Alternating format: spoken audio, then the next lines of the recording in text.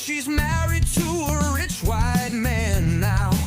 He was her campaign manager somehow.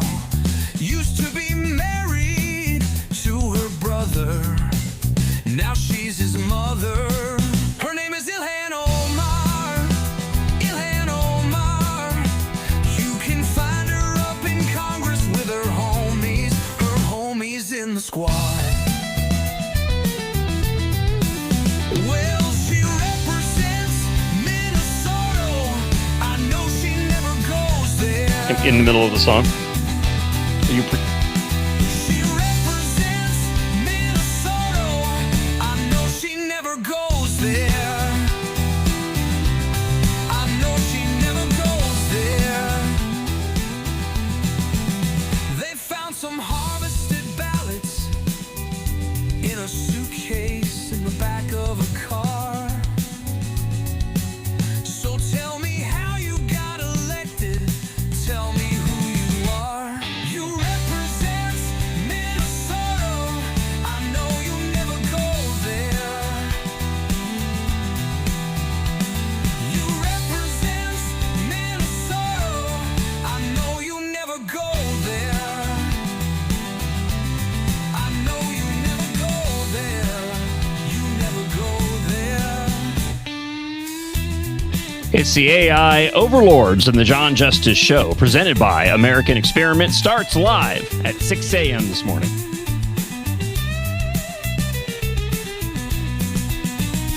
You're married to a rich white man now. Was he your campaign manager somehow? Used to be married to your brother. Is he still your brother?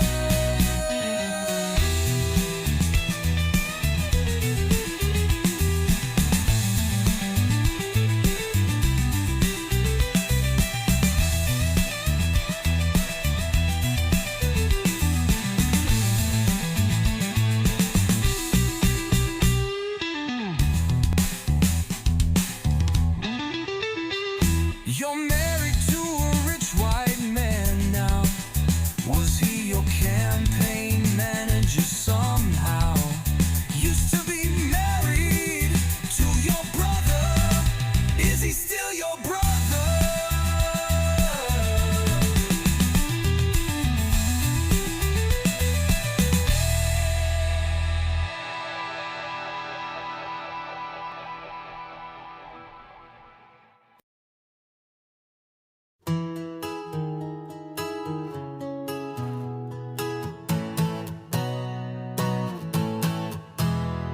They once shook hands in the neon glow, building empires with the money flow. But the bill came due and the numbers lied.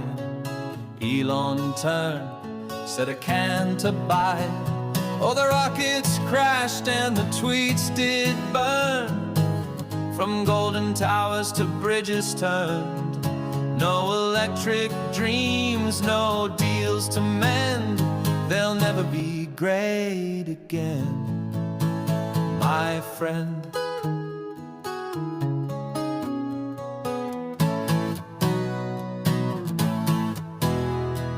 Trump said, Elon, you've lost your spark.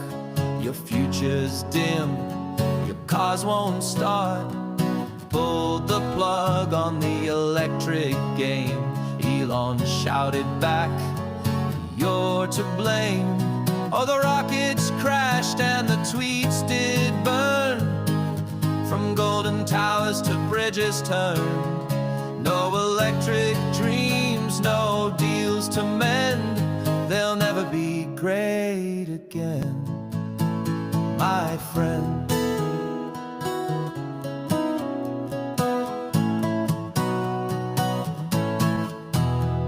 From the Red Hats to the SpaceX flight, their bond collapsed in a single night. No handshake, no more trading schemes, just the silence of broken dreams. Oh, the rockets crashed and the tweets did burn. From golden towers to bridges turned. No electric dreams, no deals to mend.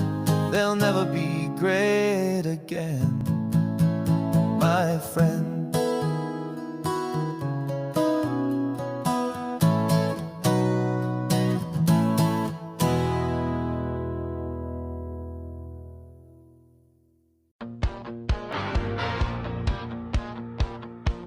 Sydney hit the screen in denim, blonde and smiling, clean and bright. American Eagle lit the fire, and the woke crowd cried all night. Said this looks too perfect, dangerous, too symmetrical, too white. While the market just kept climbing, 'cause those jeans were fitting right.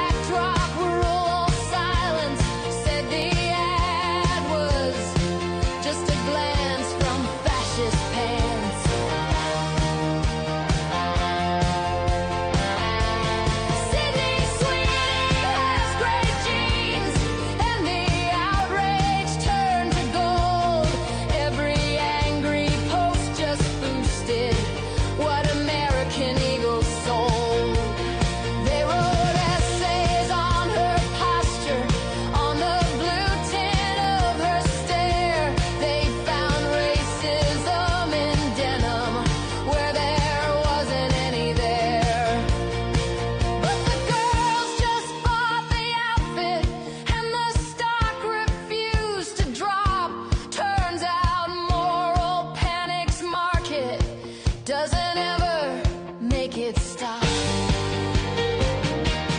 Sydney Sweeney has great genes. Guess that's all she had to do.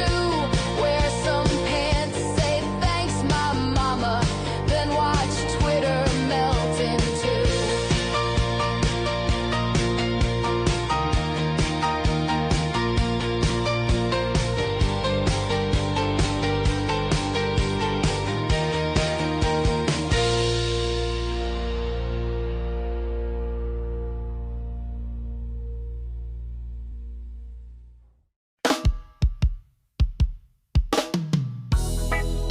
Yeah,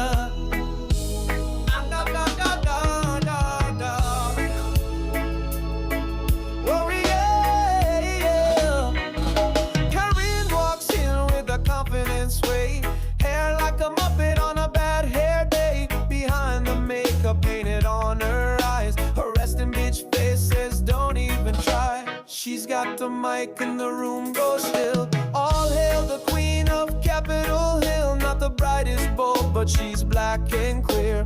Trapped in the headlights like a white-tailed deer. She lied for a living when she knew the truth. She could have dropped a dime in a telephone booth. Her brain's on vacation, but her smile's on cue. Korean wants a job with Whoopi on The View. Yeah, yeah, na na na na na na na.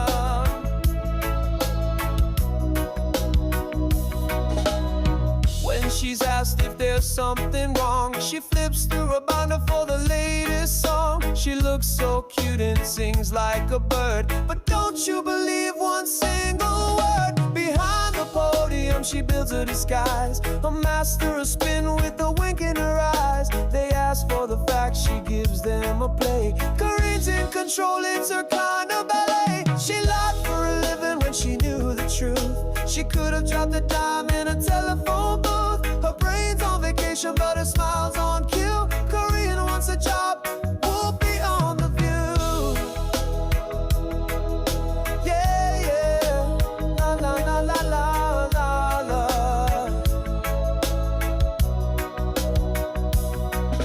She lied for a living when she knew the truth. She could have dropped a dime in a telephone booth. Her brain's on vacation but her smile's on cue. Corinne wants a job with Whoopi on The View. Oh, oh, oh.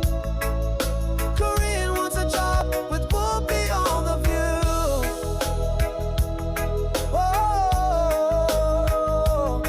oh, oh. Corinne wants a job with Whoopi on The View.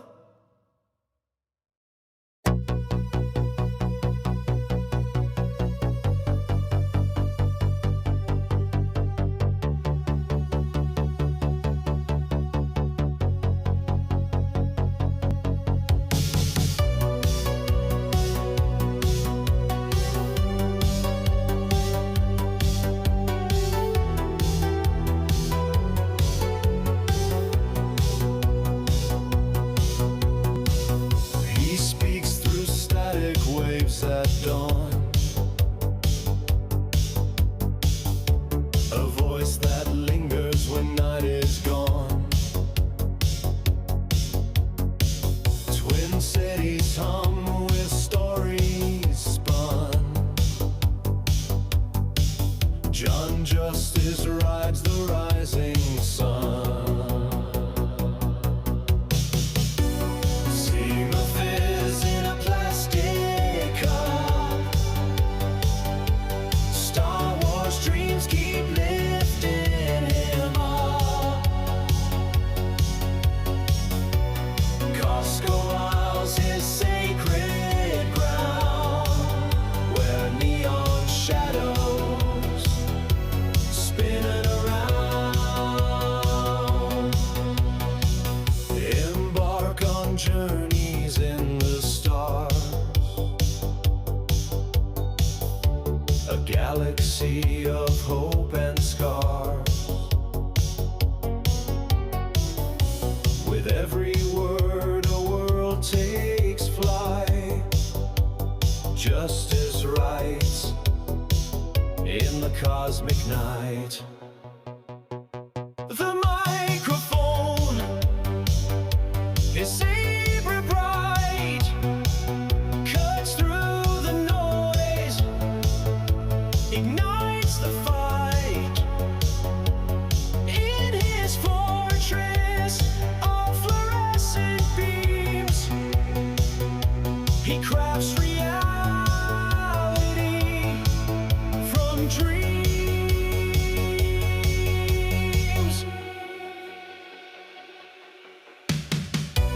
Seem a fizz in a plastic cup. Star Wars dreams keep lifting him up. Costco aisles his sacred ground, where neon shadows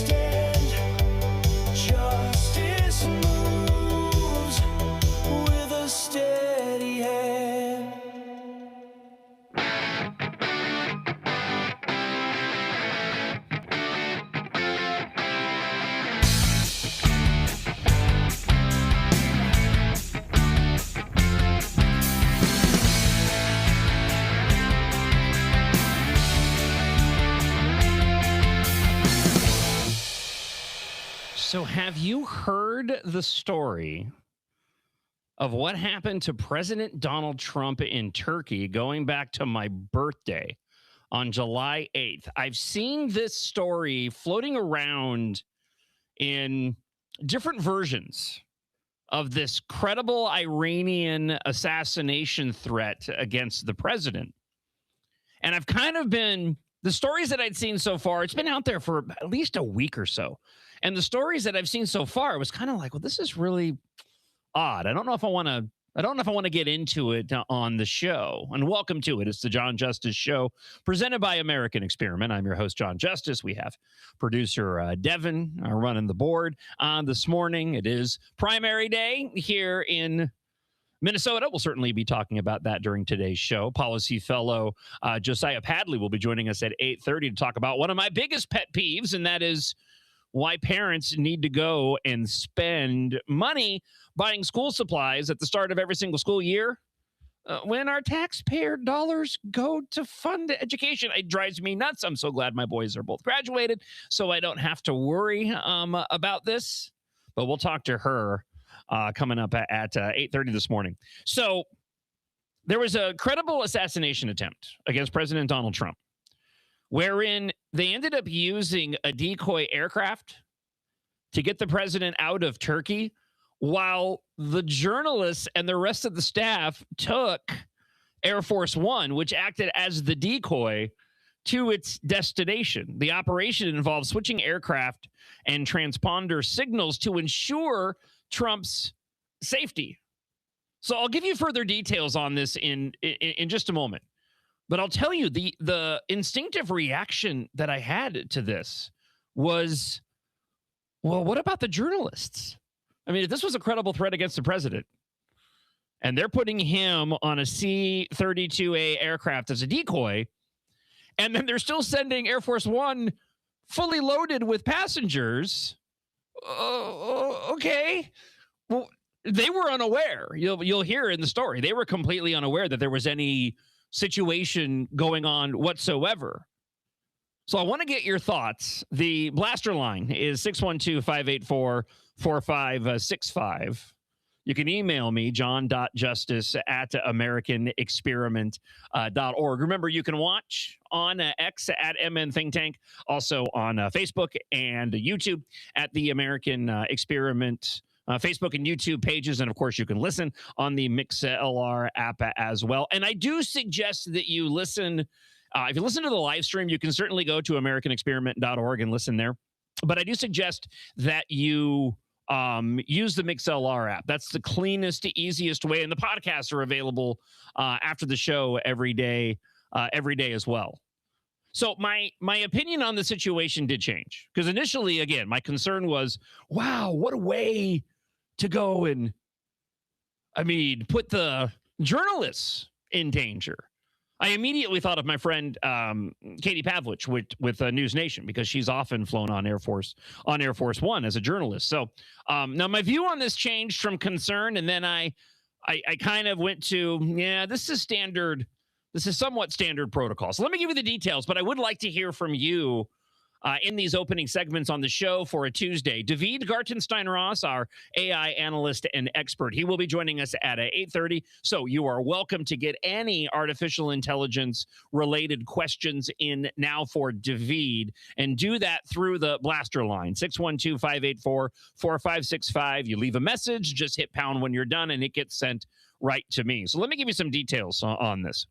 So Trump was secretly flown out of Turkey. He was on board an alternate military aircraft because of an Iranian assassination threat. This is according to sources cited by the Washington Post yesterday in their exclusive story. The operation took place on my birthday, July 8th. I just need to note that it was my birthday. Come on. As Trump left Ankara after the NATO summit amid heightened tensions with Iran, citing officials and sources familiar with his travel. In full view of the cameras, Trump initially boarded the legacy blue and white Boeing 747 that serves as Air Force One when the president is on board. But minutes later, Trump and several aides were secretly moved from the aircraft to an airport catering truck and taken to an Air Force C-32A, a modified Boeing 757. When I read the details on this initially, I kind of didn't. I didn't land when I saw catering. I immediately thought of Taylor Swift, and for those that don't know, during her Eras tour, they would like bring her out between stages, like in a catering box. So there was footage of like fans. There were footage of fans showing Taylor Swift's in the box. I was thinking Donald Trump's in a catering box. No, he was actually in a catering truck. So the larger aircraft then served as a decoy, carrying the journalists and some White House staff who were unaware that Trump was on the plane. The operation was prompted by what U.S. officials describe as a credible Iranian threat against the president. Now, Trump's actual aircraft flew from Turkey to Britain using the call sign Reach 18, doing that thing with my fingers, no idea what that means, or RCH 18, rather than Air Force One, according to the Post. The other question I have with all of this is, are we giving away trade secrets? Like, is the Washington Post exposing how we go and protect the president by releasing all this information? I mean, maybe I shouldn't say that. We know the Washington Post. They're huge fans of President Donald Trump.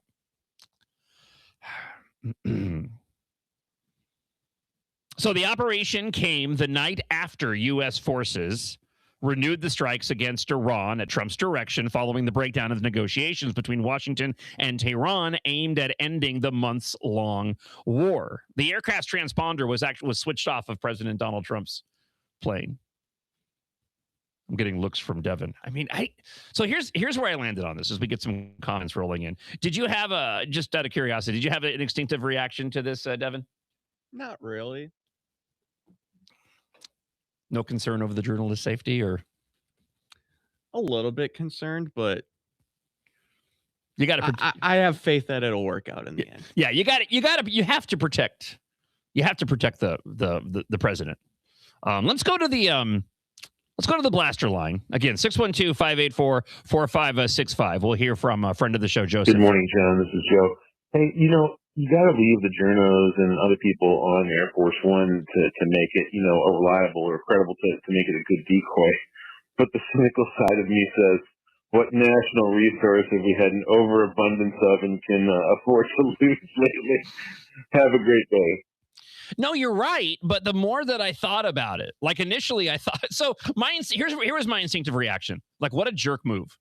That was my reaction. Not keeping the president safe. I absolutely understand the importance of doing that. But putting all these journalists at risk. But then I thought about it. And because my mind always goes to movies, I was immediately reminded of the Ben Affleck, Tom Clancy, Jack Ryan, Sum of All Fears film, wherein there was a credible threat against the president at, I believe it was the Super Bowl. I think it was in Maryland.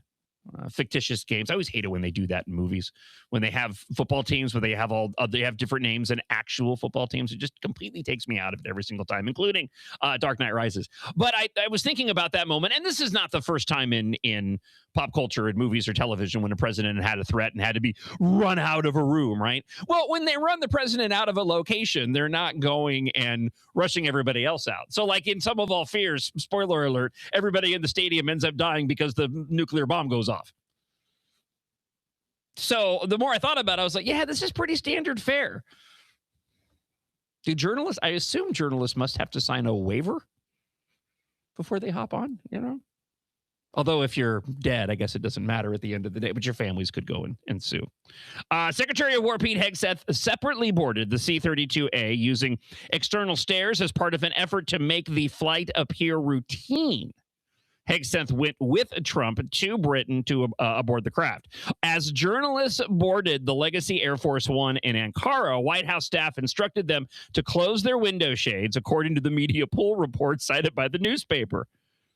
The White House publicly said that Trump left Turkey aboard the Legacy Air Force One. Trump had announced on social media that he planned to use the older aircraft instead of the Boeing 747-8 given by the United States by Qatar, and recently placed into presidential service. Now, White House communications director did not directly address the details of the reported operation in the statement, but the Post but defended the security of the newer craft, saying the new Air Force One is state-of-the-art aircraft that's been fitted with high-level security protocols that ensure the safety of the president and his staff. As the president has said recently, there are many enemies of America who have their sights on him and use every tool at our disposal to address those threats.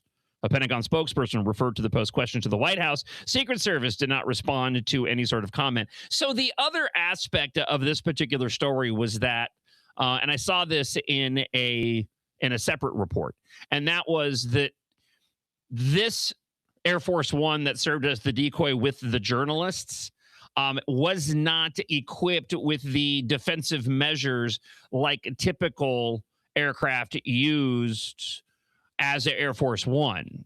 And so what I just read there would be the White House pushing back on that. And if there's a credible threat against the president, regardless of the technical capabilities in terms of defensive measures of Air Force One, and again, speaking of movies, I'm reminded of the film Air Force One with Harrison Ford, in which that aircraft had a bunch of defensive measures. Fantastic film, by the way, but holy cow, they need a special edition to redo the end of it when, spoiler alert, Air Force One crashes into the ocean, because that is some of the worst CGI that I've ever seen in my entire life.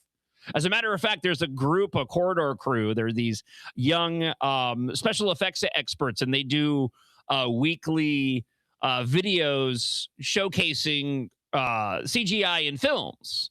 And they did Air Force One at one point in time, and they just ripped it to shreds. As a matter of fact, I think they recreated the end of that film with Air Force One crashing to make it better than the original one was.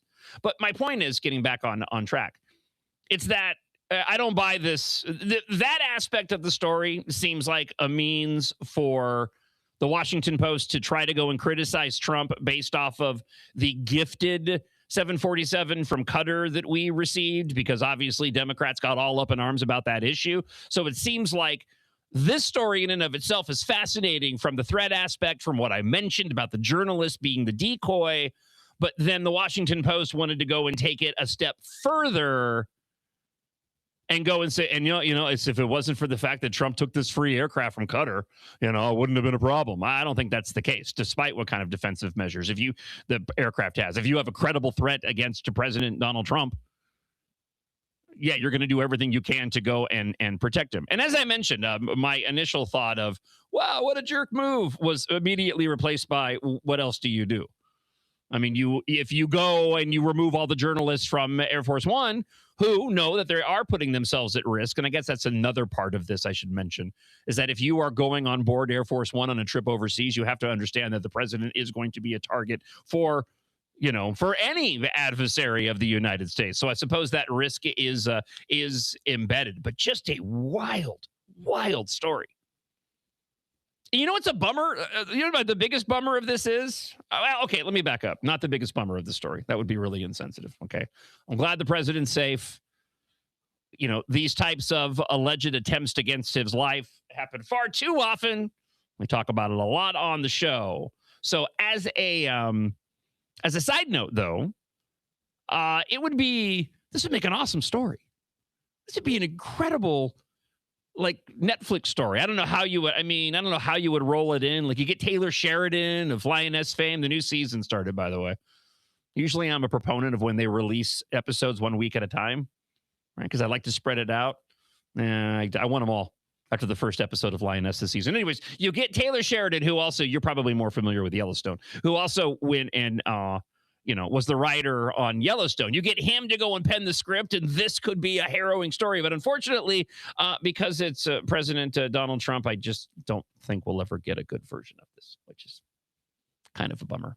Maybe Angel Studios or the Daily Wire Studios can go and make a film about it.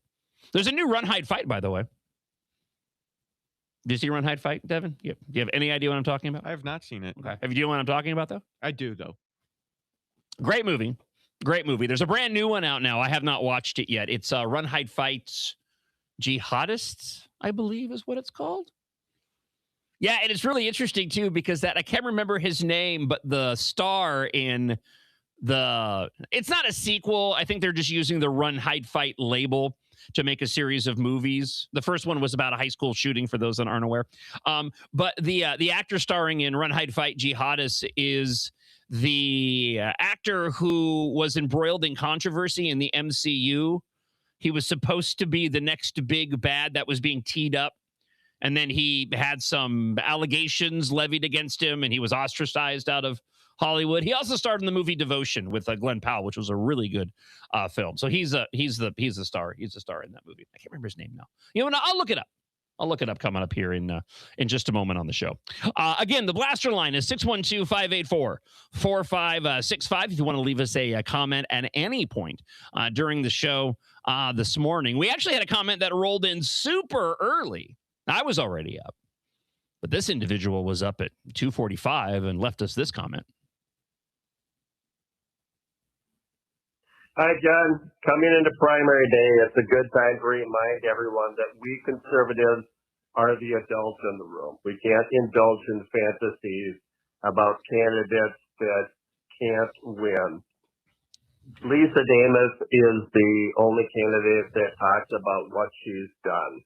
Mike Lindell has made so many missteps on there that our hardest chances of winning in the general election is to vote for Mike Lindell.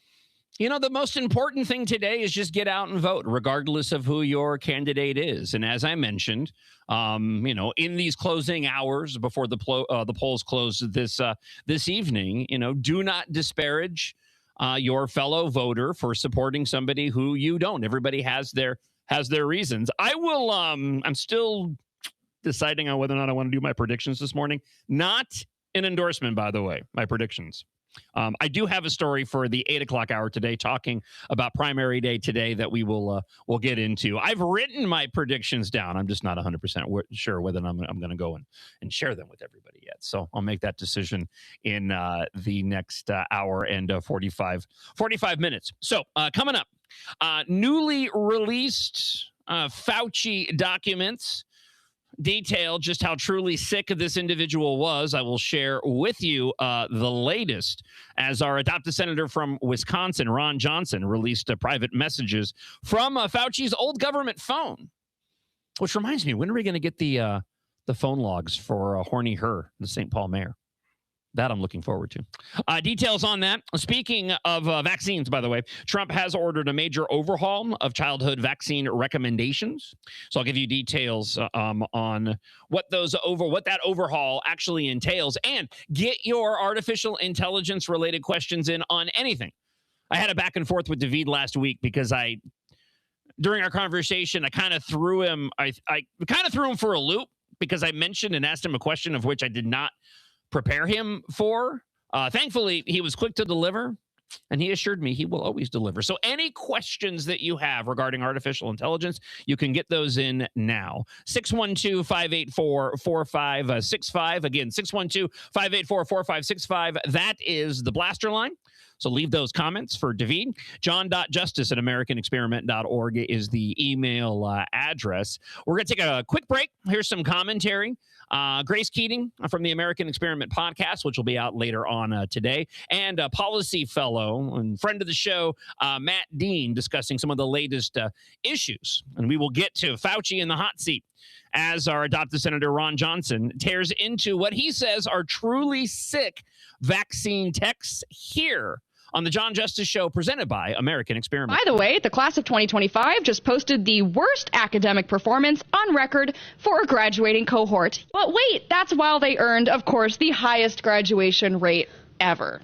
Record low academic performance. They can't read at grade level. They can't do math at grade level. The schools aren't teaching them anything, but they're still graduating in record numbers. It's crazy. They do such a disservice. How do we expect them to be successful? We're just setting them up for failure, which is really sad. All the special interests are represented in St. Paul. But who speaks for you? Center of the American Experiment does. Our policy fellows dig into the tough issues that matter to you and offer common sense solutions on education, taxes, crime, and energy. American Experiment is the trusted, nonpartisan voice of Minnesotans like you. We are working every day to make Minnesota a better, safer, more prosperous place. We are American Experiment. Go to americanexperiment.org to learn more. I looked it up, and the percentage of children in poverty in Minnesota is about 10%, which is lower than the national average. So how come somewhere around a third, 33%, say, of children in Minnesota are on Medicaid if they aren't poor? Sure, my kids are grown now, but I had 3 kids that I raised, and for us, we could make over $100,000 a year, and still our kids would be on Medicaid. If you can imagine that. That's middle class. That's crazy. And, we also as a state, I think we should really measure ourselves by how few people have to rely on the government for health care, not how many. Mm-hmm. But if you ask, Governor Walz, he'll say the more people we feed, the better. The more people on government programs, the better. And that's really how he measures the state. And we really see that in the numbers in Medicaid, which have just exploded. Think about it. Black and Hispanic students in Mississippi perform better in reading and math than Black and Hispanic students in Minnesota. And Mississippi spends thousands of dollars less per student than Minnesota. Mississippi spends less money, gets better results, and their achievement gaps are closing, while ours are getting worse. Think about it. It's time for real education reform, so Minnesota can catch up to Mississippi. Think About It is brought to you by Center of the American Experiment, Minnesota's think tank. You have to ask yourself, how in the heck can we be spending that much more money on Medicaid? And we're really looking into that because we think a lot of that money is going to people who are dead, people who live in other states, people who are on more than one program. And you are not surprised because you've seen that on so many different programs in the state of Minnesota. But Medicaid is by far the biggest enchilada when it comes to that. That blows my mind. Well, if you leave the state, they still get a check for you every month. And if you are covered by more than one program, or you get married and you're on your husband or wife's plan, they still get a check unless that is circumvented. So they have sort of a very vested interest in not finding you. And again, commentary between Grace Keating and Matt Dean this morning. Hide, fight infidels. Oh, that's right. It's run, hide, fight the infidels, not run, hide, fight jihadists. But, actually, no, those are 2 separate things, aren't they? I was going to say 6 one, half a dozen the other, but those actually mean 2 completely separate things. Thank you for the update on that, Andrew. And I'm just curious, have you seen it? Have you watched it yet? I do want to watch it. Unfortunately, I did not have time to go and track down what that actor's name was. So I will do so. Let's go here, though. Breaking right now, Republican Senators Ron Johnson and Rand Paul releasing the first batch of text messages from Dr. Anthony Fauci's government iPhone. In one exchange from January of 2021, Fauci, then CDC Director Rochelle Walensky, and then Surgeon General Vivek Murthy discussed COVID vaccination and pregnant women. Fauci flags a potential concern after the second dose, writing that many people experience, quote, significant cytokine storm and fever, and that this, quote, theoretically could be associated with miscarriage in the first trimester. Walensky responds, quote, definitely a good point, especially after dose 2. A cytokine storm is essentially when the body releases too many inflammatory signals that could cause high fever, inflammation, and in extreme cases, life-threatening illness. So this is just coming to light now, Sandra, that Fauci had these concerns. And I remember when I got the boosters, I developed pericarditis, then that went away. Then when I had the second booster, it came roaring back again. So, the body reacts differently to these things depending on who you are. Getting into the details of this story, the Senate Republicans, and again, that was reporting from Fox News yesterday when the story broke. Fauci's old government phone has revelations that the former COVID czar was concerned that vaccines could cause miscarriages, and that was just the tip of the iceberg. Senator Ron Johnson, our adopted senator from Wisconsin, said in an interview that the first batch of texts of Fauci's old government iPhone was a clear sign that the man who became the face of the nation's COVID-19 response said one thing privately while taking a different message to the public.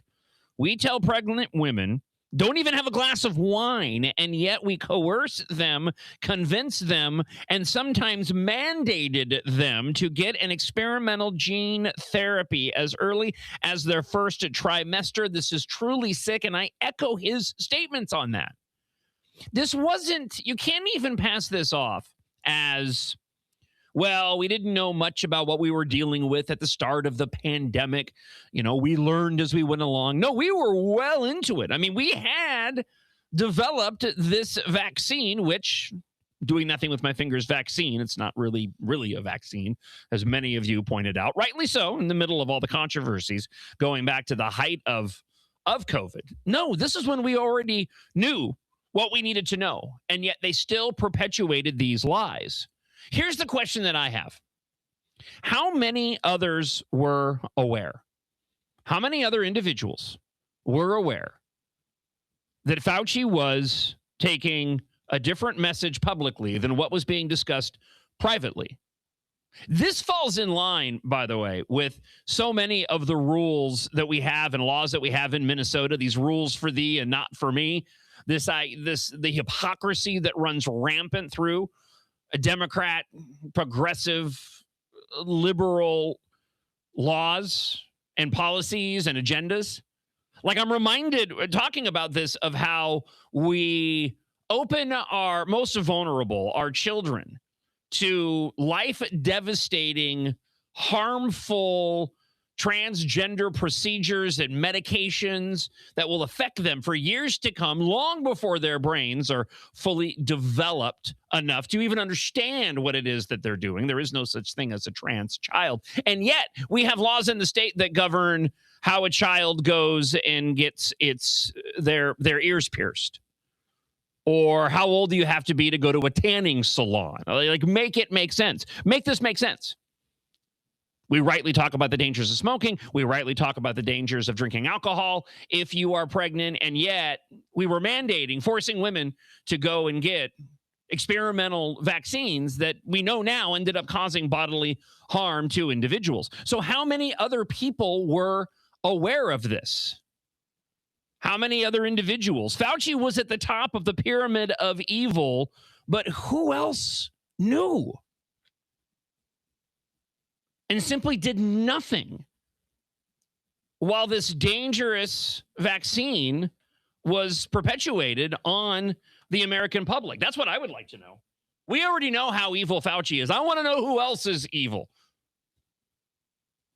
In the meantime, keeping with the theme, and we'll talk with David Gartenstein-Ross here in just a moment, President Donald Trump did sign an executive order yesterday, on a side note, but still talking about vaccines, directing the federal government to overhaul childhood vaccine recommendations, delivering a major policy victory to Health Secretary Robert F. Kennedy Jr.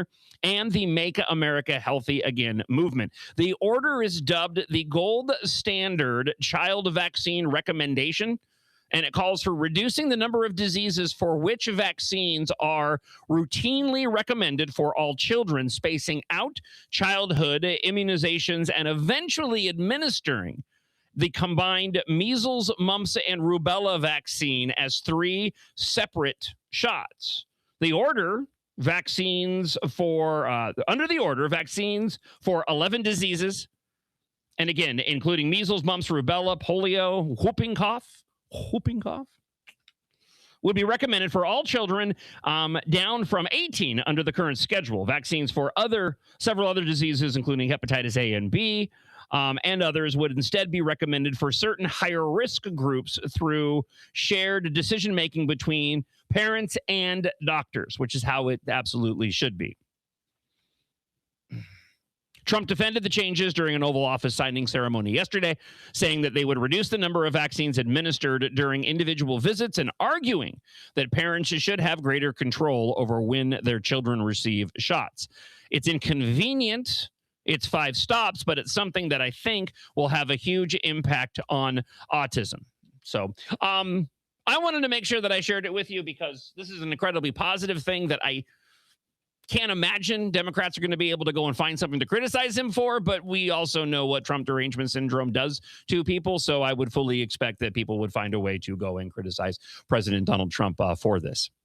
Now, I actually have a virus-related artificial intelligence story that I'll talk about with David Gartenstein-Ross here in just a moment. Before we do that, though, I do want to bring in just a couple of comments relating to the story that we opened up the John Justice Show presented by American Experiment with, and that was Air Force One serving as a decoy because of a credible Iranian assassination threat to Air Force One. The president was put on board a C-32A and flown out of Turkey while the journalists and the staff of the president ended up flying back to the United States aboard Air Force One as it served as a decoy, while the separate aircraft served as the president's Air Force One, even though the call sign was Reach 18. Friend of the show, Raquel, wrote in and just said quite simply, and I agree, the president has to do what the Secret Service says. He has no choice. And as I mentioned before, my initial reaction of, wow, we really put all those journalists at risk, but that would be the same regardless of where the president was if there was a threat against him at a banquet and he was rushed out of the room. And we actually saw that at the White House Correspondents' Dinner, right? All right, before we bring David Gartenstein-Ross in, let's go and hear from a friend of the show, Bob. He has a thought on this.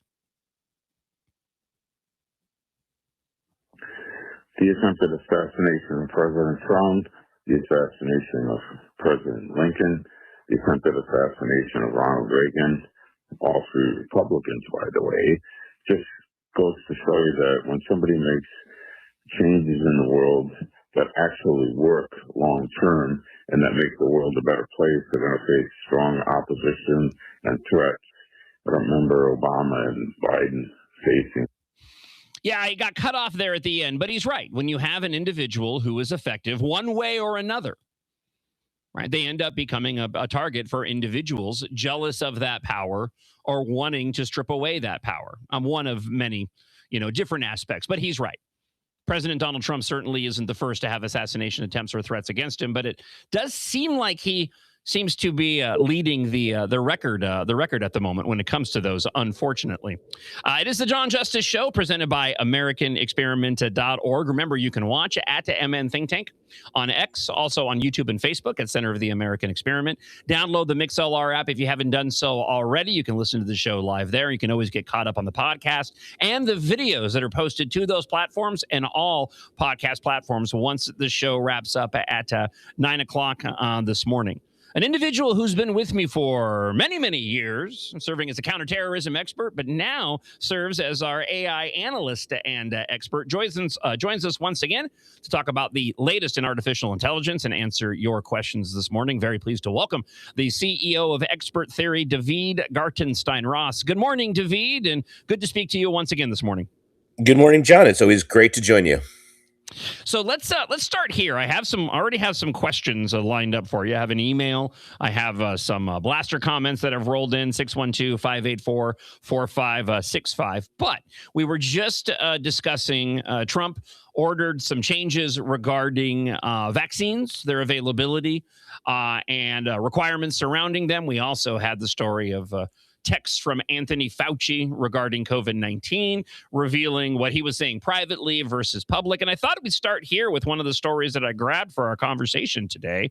Artificial intelligence has taken another step into synthetic biology, with researchers using a powerful AI model to design functional viruses from scratch, in a breakthrough that could advance medicine while raising new biosecurity concerns. Now, the synthetic viruses are not capable of infecting humans. Instead, these bacteriophages, based off of one particular virus, it means they can only affect the E. coli bacterium. In lab testing, engineered phages successfully killed resistant bacteria strains that had evolved immunity into natural occurring viruses. The doctors say that through this AI technology, they could successfully fight antibiotic-resistant superbugs and deliver targeted gene therapies. So what was your instinctive reaction to this story, David? I'm always curious sort of where your artificial intelligence expertise goes to when you see a story like this.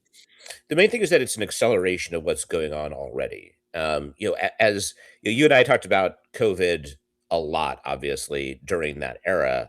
And one of the things early on that we both pinpointed was the unjust suppression of what we can call the lab leak hypothesis, that COVID may have been started in a Chinese virology lab. Now, again, without diving in that rabbit hole, but that was kind of the anchor. The reason I bring that up is because for a long time, there's been a lot of work on viruses that in part is undertaken by scientists who create new viruses in order to figure out how to counter them. And that presents both, number one, promise, right? It's good to get out ahead of new antibiotic resistant strains of viruses and the like, or new dangerous pandemics that we could confront. But number two, if it escapes into the wild, it can cause massive harm to humans. And so one of the things we're seeing with AI is the massive acceleration of pre-existing promise and pre-existing peril. Same thing is true not just of human viruses, but computer viruses. The realm of computer viruses, as we've seen, there is an increasing ability on the part of AI-powered agents to get into, to find code errors, to exploit those code errors, and to get into different systems that hadn't been hacked previously. So that's the main thing I'm thinking about. It's an acceleration of the system, and acceleration is just inherently hard to deal with. Yeah, I guess I think this question comes up a lot in our discussions, but we talk about how quickly AI has advanced. Again, I just recall the first few conversations that you and I had versus where we are now, and which it seems like we're light years ahead of where we even started with these conversations. Yeah. But are we even capable, or is AI assisting in developing the needed sort of infrastructure and equipment to go and handle how fast AI is moving? Like, I guess I'm curious if we're making new possible discoveries and breakthroughs with AI, but we just haven't reached the technical level to go and take advantage of that yet. Do you have any thoughts on that? I think we can divide it into a technical and political perspective, right? From a technical perspective, the answer is unambiguously yes. I mentioned the ability to find code exploits and to hack into more quickly, way more different spaces that previously had not been hacked into. But also, the frontier models have allowed companies to get out in front of those code exploits, right? They'll use the same AI to look at their own code, and then you can use AI agents, basically bots, to patch your code. So that's technically us getting out in front. And when, in its Mythos model, which was one of the frontier models, meaning one of the most advanced models that hadn't been publicly released, when Anthropic realized just how effective it could be in getting into different code and systems where people had private information and that could otherwise cause damage to people, they created a coalition of a number of different companies that would work together to try to patch code in advance of the frontier models being released. So technically, yeah.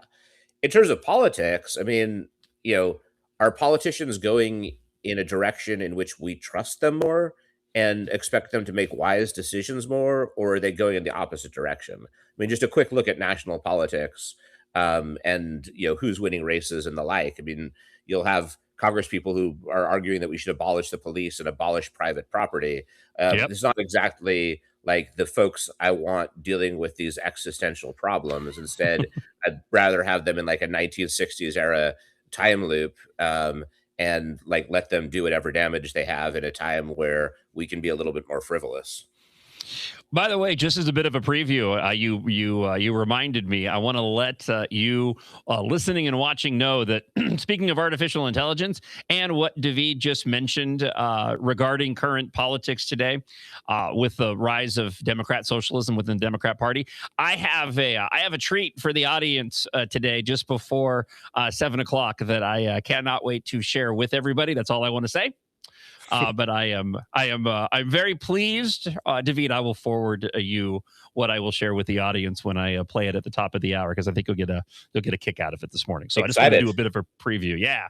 So the AI overlords, our in-house rock band, was hard at work this morning. I'll say that much. So listen, with that, let me go here really quick. I want to deviate because I want to expand on what you were saying, and I want to add an element to it.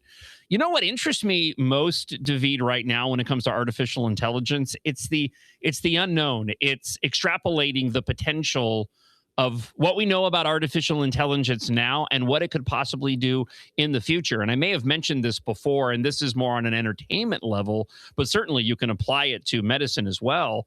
Like, I envision a time, David, where there will be a way wherein you could sit down, like my wife and I could sit down on the sofa, type in to a prompt on our television, I want to watch a version of Star Wars as it was directed by David Fincher with these set of actors, and it'll just create it. Or I want to watch a rom-com based off of this era, and it'll just instantly go and create this for us to watch. And again, as I say it, I think we've talked about this before, but I'm fascinated by the possibility of what AI can do and who is out there thinking about the possibilities of AI advancement and how we can take advantage of it.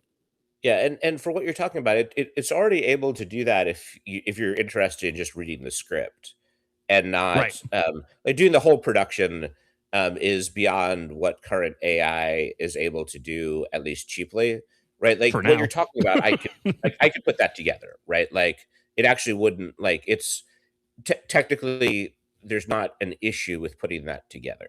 It would take some time because you'd have to stitch together multiple videos. There's a lot of ways in which it would involve a great deal of human labor.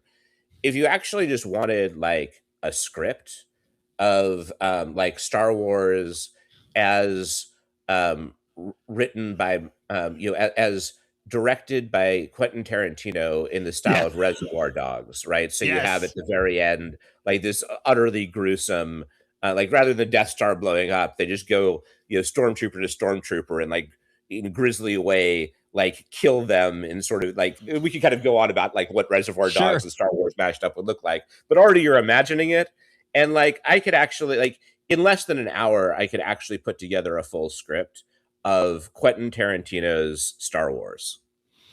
Well, when you consider, I've seen videos where people have done sort of similar versions to what I suggested. They had to kind of patch it together. They had to piece it together, but I'm curious, I wonder how many years out until what I mentioned will be possible. I know what you said right now, we're not there to create a full, 120-minute film with high production value, but we've seen 30 seconds worth of footage like that, and it's done pretty darn good. I mean, I wonder how long until it will be able to create a 120-minute fully produced movie with sound effects and score and the whole nine yards. And so one of the ways, there's this wonderful quote about, and I'll have to pull up the full quote for you relatively soon. It's by William Gibson, who is the inventor of the cyberpunk genre. And what he'd said, this is true whenever you're living, is that the future is already here. It's just unevenly distributed. Like what you're talking about may or may not come to pass. I mean, the biggest limitation on what you're talking about is actually, the infrastructure of AI, right? When you look at the number of tokens that it would take, and if you look at kind of the controversy which we talked about over data centers and the like, it would be very energy intensive, very token intensive to do that. But can it be done? Yes. And could one do it today? Yes. Full stop. Right? It's unevenly distributed. It would take a bit of human labor, but like putting together a full 2-hour film of Quentin Tarantino's Star Wars, like easy to do. Like it's not, there's not a barrier to doing it There's a little bit of a barrier to doing it well, but that would exist even in the future. I want to bookmark because I want to have some questions that rolled in for you. I have further comments regarding some of the stories that we shared, but I want to bookmark data centers and make sure that we have a conversation maybe next week on that. I was reading up yesterday on a really fantastic angle of the, in some cases, not all, in some cases, the irrational pushback on data centers and how actually these data centers, depending on where they're being placed around the United States, they're actually reviving towns that had been lost because industries have left. And so if you have a quick thought on that, but I would like to bookmark that and get into a larger conversation maybe next week, because I had not heard that angle yet. And it was really interesting, as you mentioned, the need for data centers when it comes to AI advancement. No, I mean, let's absolutely do that next week. A quick thought is aligned with you, right? That there's some irrational fears, there's legitimate concerns. Certainly, our foreign adversaries are have a hand in the mix in terms of amplifying those concerns, and there's ways to take into account the very legitimate concerns, but also do them right. Ultimately, we're going to need data centers. We don't necessarily need them in all the places where they're being proposed, and putting them in certain places would hurt existing communities. There's ways to do it in a way where we get the AI infrastructure we need without fundamentally upending the lives of large communities, and in fact by having a net positive to communities, as you talked about. Talking with the CEO of Expert Theory, our AI expert and analyst, David Gartenstein-Ross. I had a question from a friend of the show, Teddy, that came in, wanting to know, David, if you've had a chance to read the book by Pope Leo on the human person in the time of artificial intelligence. I'm unfamiliar with this book, but do you happen to know what Teddy is referring to, and are you familiar with it? So I'm familiar with, I believe what he's referring to is something we actually talked about on in an interview with you previously. This is an encyclical letter about the. So it's an encyclical can look much like a book. It's not really a book. If it's the encyclical letter that he's referring to, it is the encyclical. Just sorry, I did a quick Google search to make sure I was getting this right. But the encyclical letter is entitled "On Safeguarding the Human Person in the Time of Artificial Intelligence," and the answer is yes. I think it's a document that's worth reading. I've talked about some of my hesitations with kind of the direction of the Catholic Church. I do think that this is an area, and let me kind of clarify that just so I could foot stomp this. Generally speaking, I'm an enormous fan of like what the Catholic Church stands for. Like any institution that's been around for millennia, it gets some things right, some things wrong. But historically, it's been a profoundly conservative institution, not in the political sense, but in the sense that when you have the weight of papal authority, there is a need to safeguard the institution that comes with that. I do have concerns that the Catholic Church has become much more of a contemporary rather than a timeless institution, and there's kind of a rabbit hole we could dive down on that. I do think that this encyclical is a lovely and very much worth reading document that gets into a lot of those issues that are fundamental, as we've talked about. Human dignity, what is the value of people? What is the labor value of people? How does AI human collaboration look? These are all fundamental issues where wise guidance from religious institutions is, I think, vital. Let's go to the blaster line, 612-584-4565. A friend of the show, Mike, has left us a blast. Good morning, John. Mike from Minnetonka. Say, when David comes on, if you could ask him Siri inquiries on your Apple phone. Depending on what you ask it now, it'll sometimes ask you if it should use AI to do the search. Why would it do that? If AI is the right way to do it, why wouldn't it just automatically use AI instead of making an making it into a question and waiting for an affirmative answer. David, your thoughts on Mike and Minnetonka's question there? Yeah, I appreciate Mike's question. I hadn't actually encountered this. I don't use Siri that often. But another thing that makes it a weird query is that Siri is an AI. Right? like it's an AI asking you if you want it to use AI. I'm like, dude, like I'm already talking to you, right? Yeah. That's what I thought. But Siri didn't start out as an AI, right? I mean, Siri's been around for a while, long before what we know as AI today. Or am I wrong on that, David Gartenstein-Ross? No, Siri has always been an AI. It's just it has evolved as an AI, right? So like we get into the question of what is artificial intelligence, right? And artificial intelligence, like large language models are new, but artificial intelligence and machine learning is older. There's a difference between artificial intelligence and machine learning. But if you go back to when Siri was created, at that point, we would refer to them as AI/ML, putting them together. Siri has always been able to have a conversation with you. Like you can't have a conversation, generally speaking, with a computer without it being a form of there's limits to this, but generally speaking, you cannot have a dynamic conversation with a computer, especially through voice, without there being some artificial intelligence or machine learning involved. So Siri has always been an AI. It's a way better AI than it used to be. But yeah, the answer is, and I'm gonna actually Google to make sure that my AI agrees with me. But I think that Siri has always been an AI.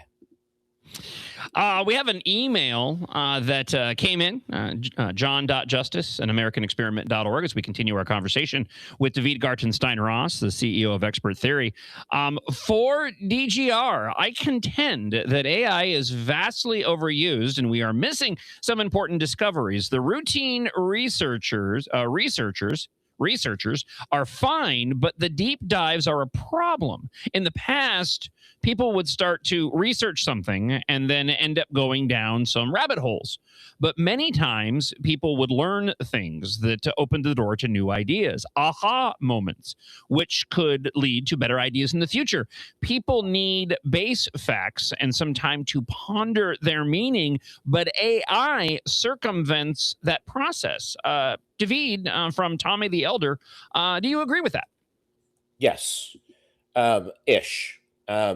I think Tommy I love this insight, and those listeners who kind of remember my background will know I spent most of my career as a researcher and analyst, and so like deep dives, finding things that are unusual and putting facts together in non-intuitive ways have always been really important to me, including now. So what I would say to Tommy, like, is that yes, I agree with him, and also there is a solution. So what he's putting his finger on is, there's different ways you can have AI do a research mode for you, and it allows you to put together, deep research papers that previously would have been time prohibitive to undertake, but it's an AI doing the research for you. It doesn't produce those kind of brilliant aha moments where it puts different things together in a really interesting way where there's suddenly a fit that you didn't see before. As a researcher, that's what I made my career off of. Those moments are everything. It's similar to, to me, I felt like being a researcher and finding those those aha moments was similar to a detective who was cracking a case. And I don't say that lightly. I mean, I worked with investigators, and so I understand how much goes into the criminal process or the intelligence process. But good research is so much like that. So my answer to Tommy the Elder is: here's the direction one needs to go in to be good with this tool. It is that you need to let the AI take up your time that or substitute for your time that previously would have been spent on things other than the aha moment. If in the past, if I were working on a research report that would say take 5 days to produce, maybe 75% of that time is stuff that was easily done by someone other than me, where like an intern or like a first year researcher could do a lot of it. There's 25% where the heavy thinking would go. I would tend to try to give that 75% that's more routine to someone junior to me and let them produce it and concentrate my thinking on those areas where I'm most likely to generate aha moments. Here's my answer to Tommy the Elder. For researchers, for thinkers, for people who use AI for intellectual tasks, imagine if almost your entire day could be focused on the aha moments, right? Like imagine that. Yeah. Like that's possible now. And I'll say as a CEO, like that's how I use AI, right? Like I use AI in drafting memos. And what it allows me to do is to focus the conversation on where that meat is that we're going to get a huge breakthrough. And it reduces the drafting time that it takes for the rest. So I think Tommy is absolutely right. And what Tommy the Elder is asking about is exactly where people need to be able to focus their time and use of AI in order to have those breakthroughs in this new world that we're in. David Gartenstein Ross, let's wrap on this story. I just want to get your thoughts on it here on the John Justice Show presented by American Experiment. This is probably the lead artificial intelligence story making headlines today, but the New Orleans Parish Communication District, which gets over 1,000 emergency dials a day in what is among the highest volume of calls in the country, is now routing 911 calls to an AI agent that decides which ones get bumped to human dispatchers and which get handled by the bot itself. Again, New Orleans has become the first city in the U.S. to use artificial intelligence to answer emergency 911 calls. And David, let me just add something to this. My pop culture brain, I'm immediately thinking about iRobot with Will Smith and the whole conundrum in that film wherein, spoiler alert, he comes in contact with an artificial intelligence robot who, in the middle of two automobiles sinking, determines that he had a better opportunity at survival and saved him instead of a young girl that he ended up having to watch drown in that moment. So an extreme circumstance, but it reminded me, this story here of New Orleans and the 911 calls reminded me of that film. Yeah. One of the I remember like when we did the radio show together, like you'd always ask these profound questions at the very end when we're running out of time. But I think one of the we're good. Yeah, I know this is one of the advantages to the move to American Experiment. Absolutely. Look, because this is an interview, I'm going to be definitive, and I'm going to say something that may be controversial. Okay. Not sure if this is good. Like, I'm not sure if in the short term this is a great idea. What I will say is in the medium term, this is actually a great idea, right? And I'll explain why. And like, it will not make some people happy, but there's nothing you're going to be able to pick apart, which is that it's not a question. So this is good. Using AI to handle initial 911 calls in order to prioritize is good. And here's why. It's not AI versus like a good non-harried human who's on the ball and is able to do this and is able to answer right away. What we need to know is with over 1,000 emergency calls, what is the current experience people are having in New Orleans with 911 dispatch service? My guess is it's pretty terrible, right? Like just based on, and perhaps I'm wrong. Okay. But that's a lot of calls to take. AI is exactly what AI is good at. David, you're breaking up a little bit there, my friend. Yeah, sorry, it's you know what, David, let's do this. A little bit of an issue with the Yeah, we're missing every other word. Let's do this. I'm going to go ahead and keep this in the stack for next week, so we can address it further, since we're having some technical problems now and we're technically up at the top of the hour. So let me hang on to this. I definitely want to get into it next week when we're not dealing with the technical issues. But I'll just take a moment and say thank you for joining us this morning, as always, David. I appreciate your insight. Great joining you. Yeah. Thanks, David. All right. Again, the comment line for Blaster, 612-584-4565, 612-584-4565. If you want to go and join the show at any point during today's broadcast. You can also email me, john.justice@americanexperiment.org. And for some reason now I've lost my my camera shot over here. All right, so let's do this. Let's take a quick break. I want to get things settled as we hit the top of the hour here on the show. As I mentioned, I do have something special for you planned in just a moment here on the show. But now that we've reached the top of the hour, let's go ahead and officially kick off the 7 o'clock hour here on the John Justice Show, presented by American Experiment.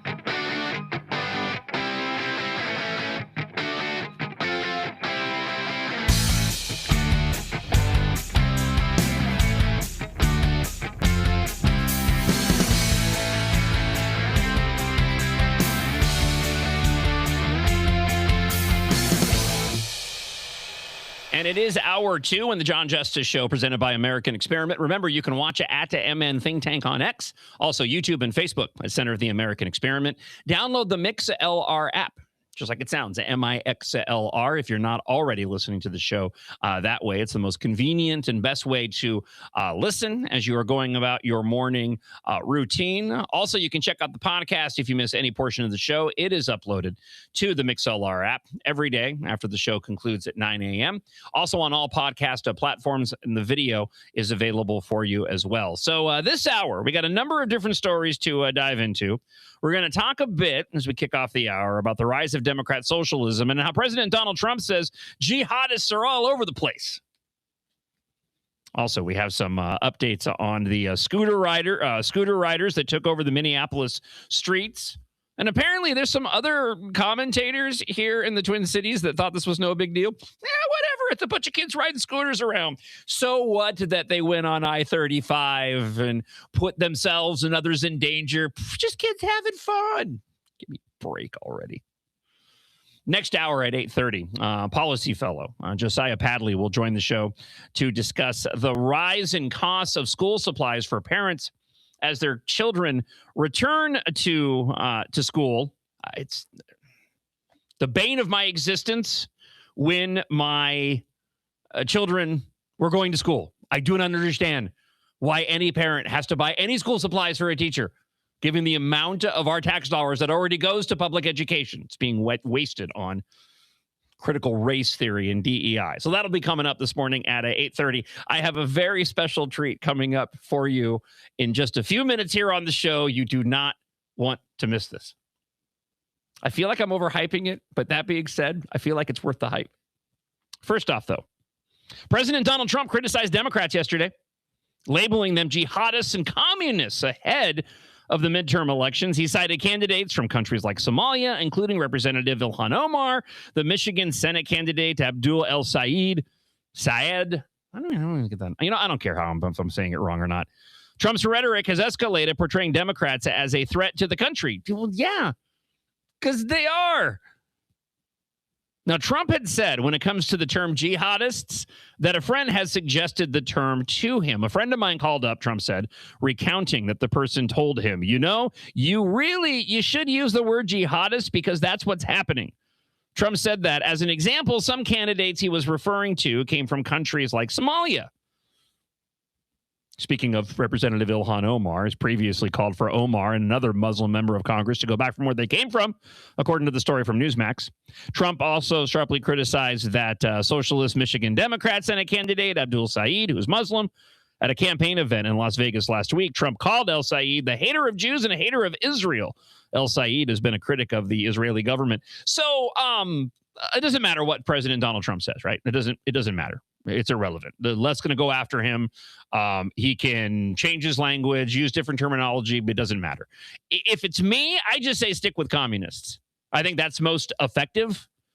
I don't know if jihadists expands the argument in any way, shape, or form. I don't know if it helps in terms of letting voters know exactly who they're dealing with. I think communists does a pretty good job of that already. And as we've seen, and I'll demonstrate here in just a moment, there's growing concern for Democrats because of the socialist movement within their party and the rise of communists. That's even bringing Hillary Clinton to go and be concerned about the ramifications of the midterm elections. I'll get to her comments here in just a moment. First off, though, Senator Tim Scott, Republican out of South Carolina, said that the Michigan Democrat Senate candidate is making the GOP's path to the midterm elections easier. He says, with positions that Scott said are out of step with the voters in a battleground state.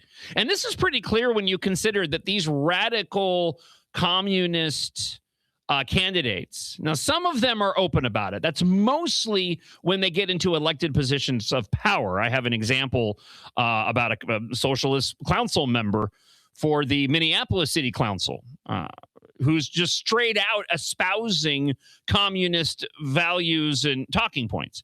The candidates tend to go and tone that down because they know that there is a large segment, thank the good Lord Almighty, that still is turned off by those labels.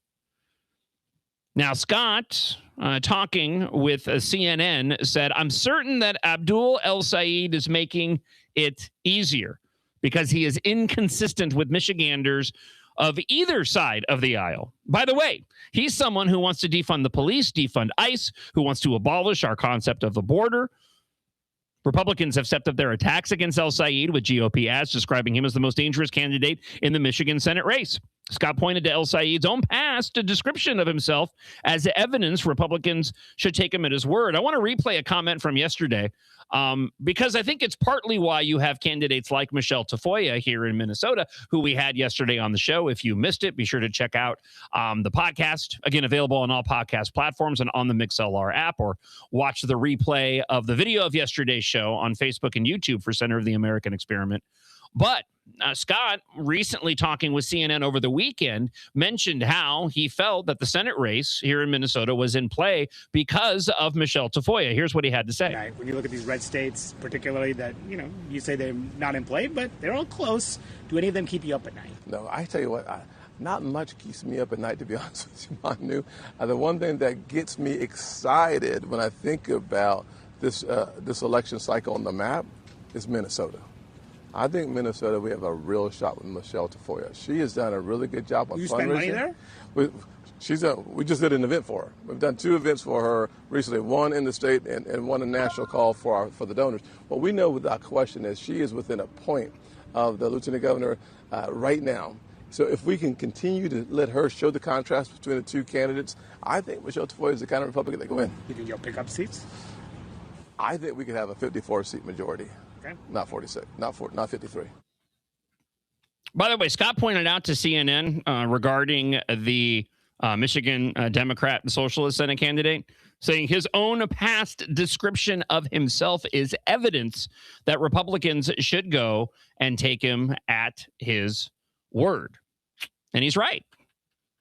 So going back to Trump, again, Trump can use jihadists, use communists, use socialists, because a lot of individuals are not buying into this. They don't want that here in the country. And even Hillary Clinton came out and said Republicans' anti-communist messaging will be a very effective attack heading into the midterm elections. Clinton warned Democrats that the party must find a way to unite behind progressive candidates and appeal to independents after Saeed's narrowly defeated the Representative Haley Stevens in that Michigan Democrat Senate primary. The real fight will be, how do we make sure that people who voted for Haley feel comfortable voting for Abdul El-Sayed? See, they have to deal. I mean, listen, they made their bet in it. They have to lie in it. But Hillary Clinton's even recognizing, yeah, this might be a bridge too far for most people. It's not just about Michigan, she said, but the Republican message is communist socialist. It's going to be a very effective attack. And so people on the left have to be prepared to answer that and be effective in answering that. You know, what she's worried about is Hillary Clinton is concerned that not enough of the broken and brainwashed Democrat voters have consumed the communism Kool-Aid.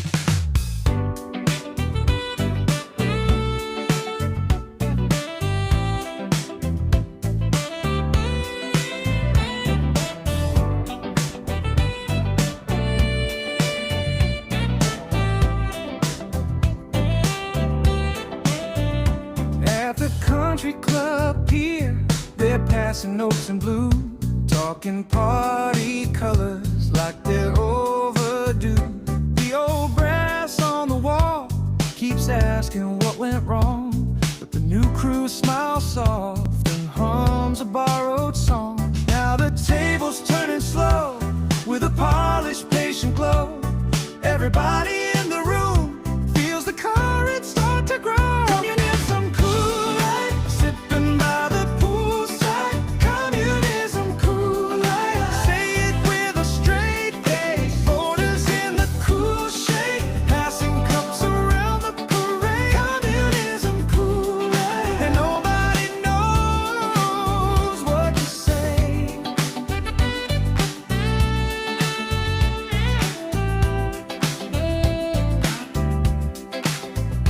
Hillary's by the phone with a careful, worried look, reading every headline like a line she didn't book. She sees the banner shift, she hears the easy cheer, and the whole old playbook starts to fog up in the rear. Now the table's turning slow with a polished, patient glow. Everybody in the room feels the current start to grow. Communism Kool-Aid, sipping by the poolside. Communism Kool-Aid, say it with a straight face. Voters in the cool shade, passing cups around the parade. Communism Kool-Aid, and nobody knows what to say. It's the AI overlords on the John Justice Show, presented by American The Experiment. marina keeps on shining while the arguments roll on. One side calls it progress, one side says the game is gone, and the tide keeps washing in like it owns the whole boardwalk. Smile State magazine bright while the dinner circles tall. Communism Kool-Aid, sipping by the poolside. Communism Kool-Aid, say it with a straight face. Voters in the cool shade, passing cups around the parade. Communism Kool-Aid, and nobody knows what to say. On the surface, heavy underneath, gentle as a summer wave rolling underneath the teeth. Easy on the surface, heavy underneath, gentle as a summer wave rolling underneath the teeth.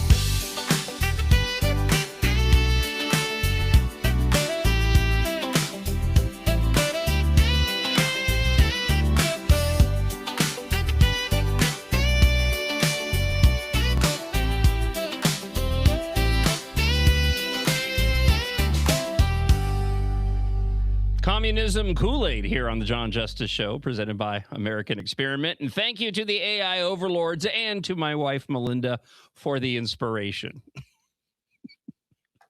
Coming up at 8:30 this morning, again, we're going to talk with Josiah Padley about the rising costs of parents having to purchase school items for their children. There's a new piece available at americanexperiment.org that I would highly encourage you to check out. But Josiah will be joining us on the sofa here in the American Experiment studio coming up in a little over 1 hour from now. Next on the show, Minneapolis City Council member Robin Wansley criticized MPD as a major drain on the city's budget, citing its high overtime costs and liabilities from racial bias and excessive force. She's endorsed by the Democrat Socialists of America. She's showing her communist roots in her commentary.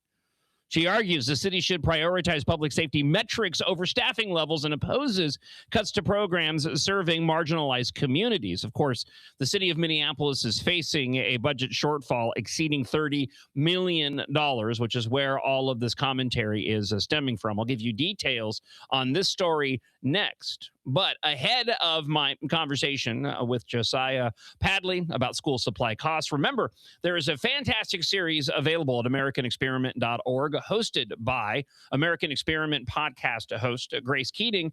And they actually recorded some new episodes, which will be up soon. But Grace, over the course of the past few months, has been highlighting what has been coming to classrooms here in Minnesota. Here's a sample of what you can expect in this series, and details next on the Socialist Council member slamming the Minneapolis Police Department on the John Justice Show, presented by American Experiment. In this week's episode of Coming to a Classroom Near You, we look at the new requirement to teach ethnic studies in all K-12 schools in Minnesota, which must be implemented in 2026. Ethnic studies includes 3 distinct standards: identity, resistance, and ways of knowing and methodologies.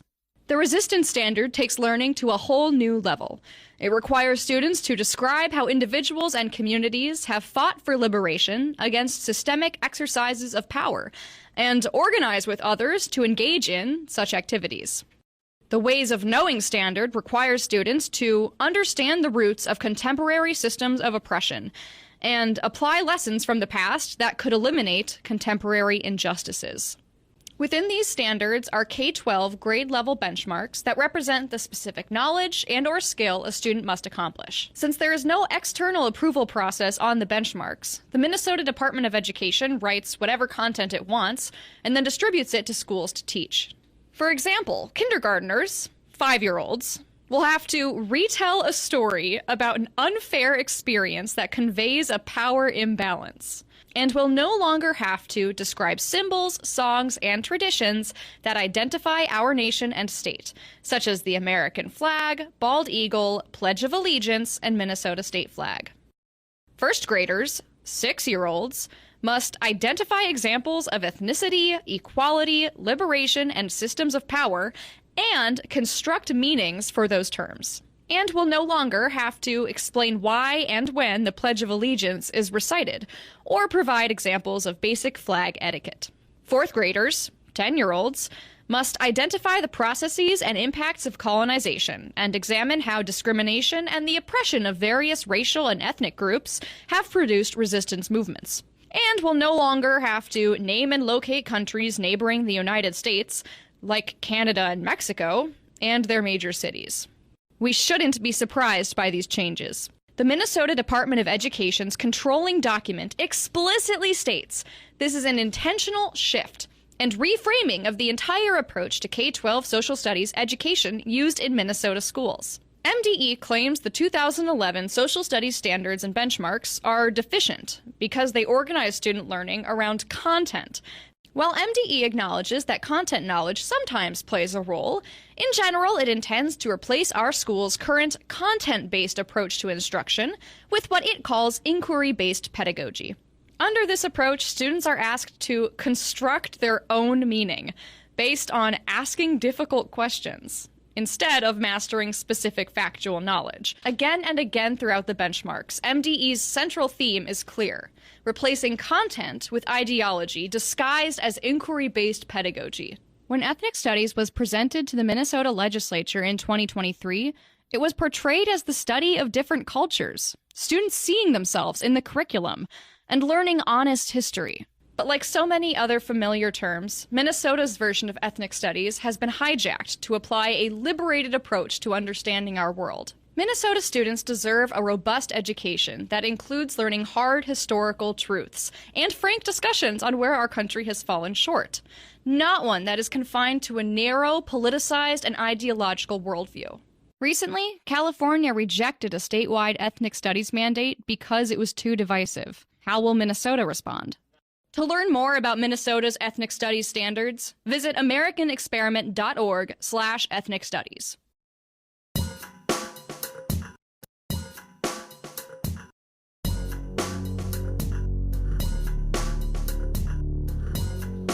It's the John Justice Show presented by American Experiment and AmericanExperiment.org, where you can listen to the show, download the MixLR app, where you can check out the podcast if you missed any portion of the show. And as I mentioned a moment ago, there will be a brand new American Experiment podcast released today. And I believe it's going to be Grace Keating and Isaac who will be hosting, as Katherine Johnson is out.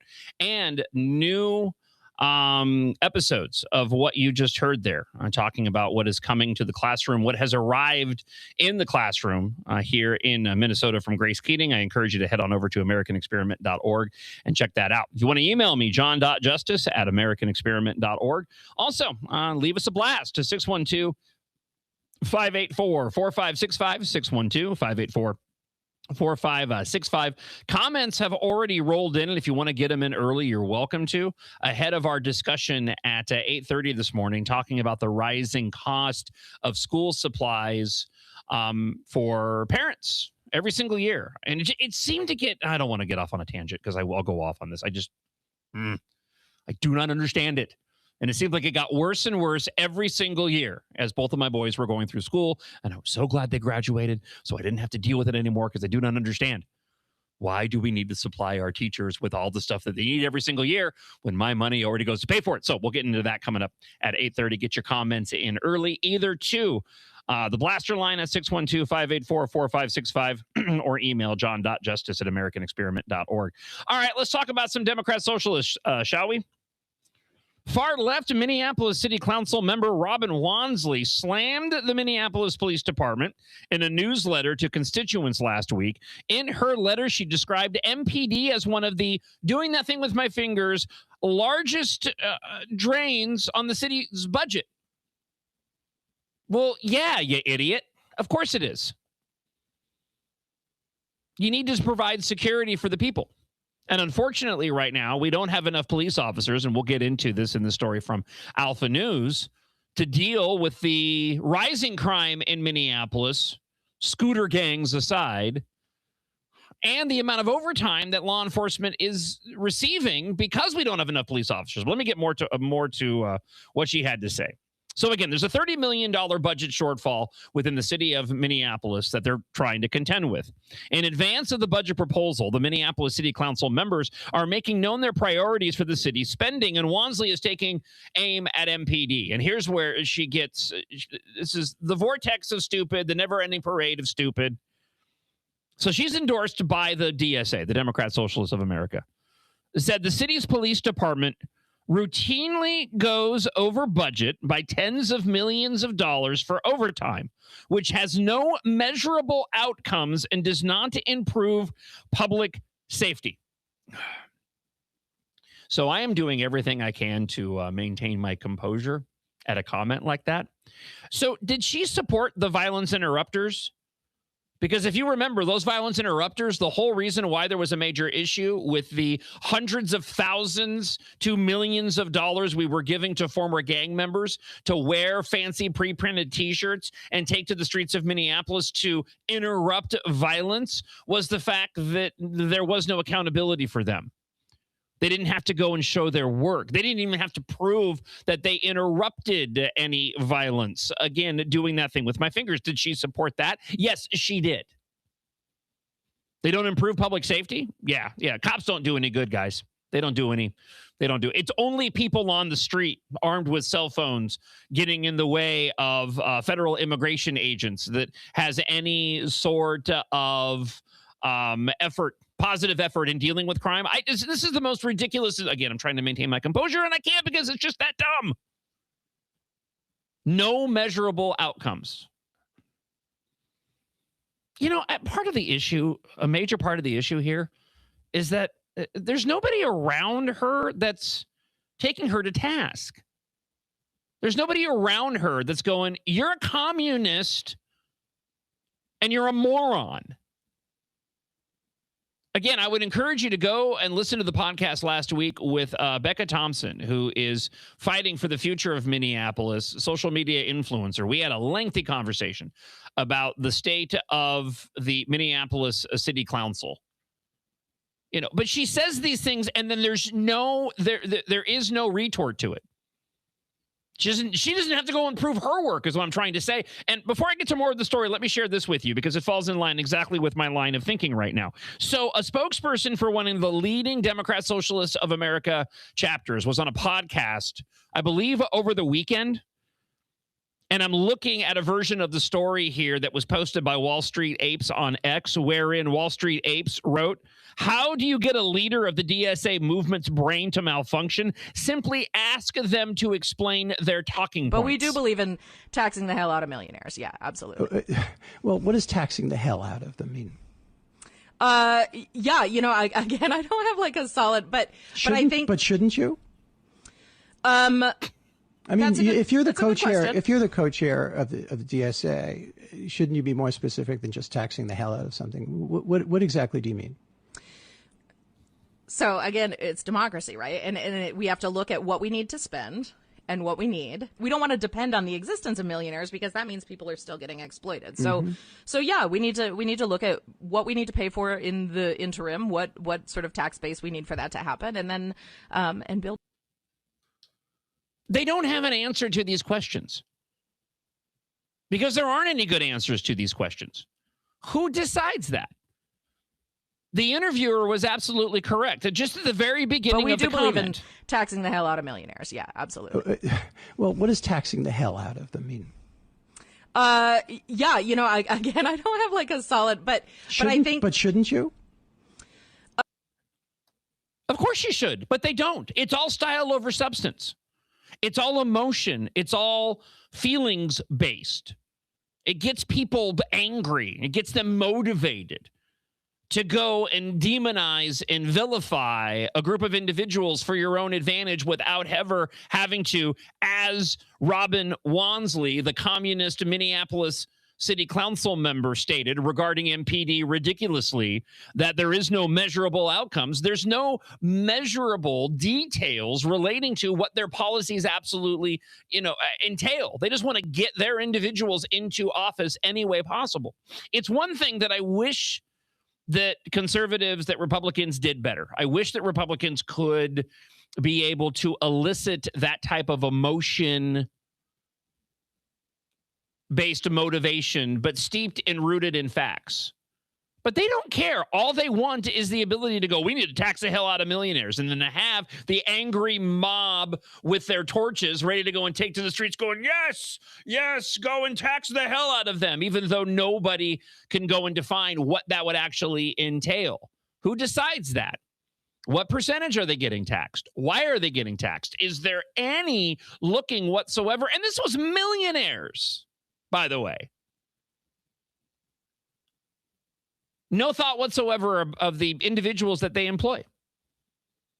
The health care that gets provided for those individuals, the families that are raised through the employees of these millionaires and their businesses. Nope. It's all just straight up in your face, emotion-based communism to achieve a goal. And that goal is to simply grow their power. And right now they feel very powerful because they are taking over the Democrat Party. As the Democrat establishment ridiculously says, we're the Big Tent party, invite them all in.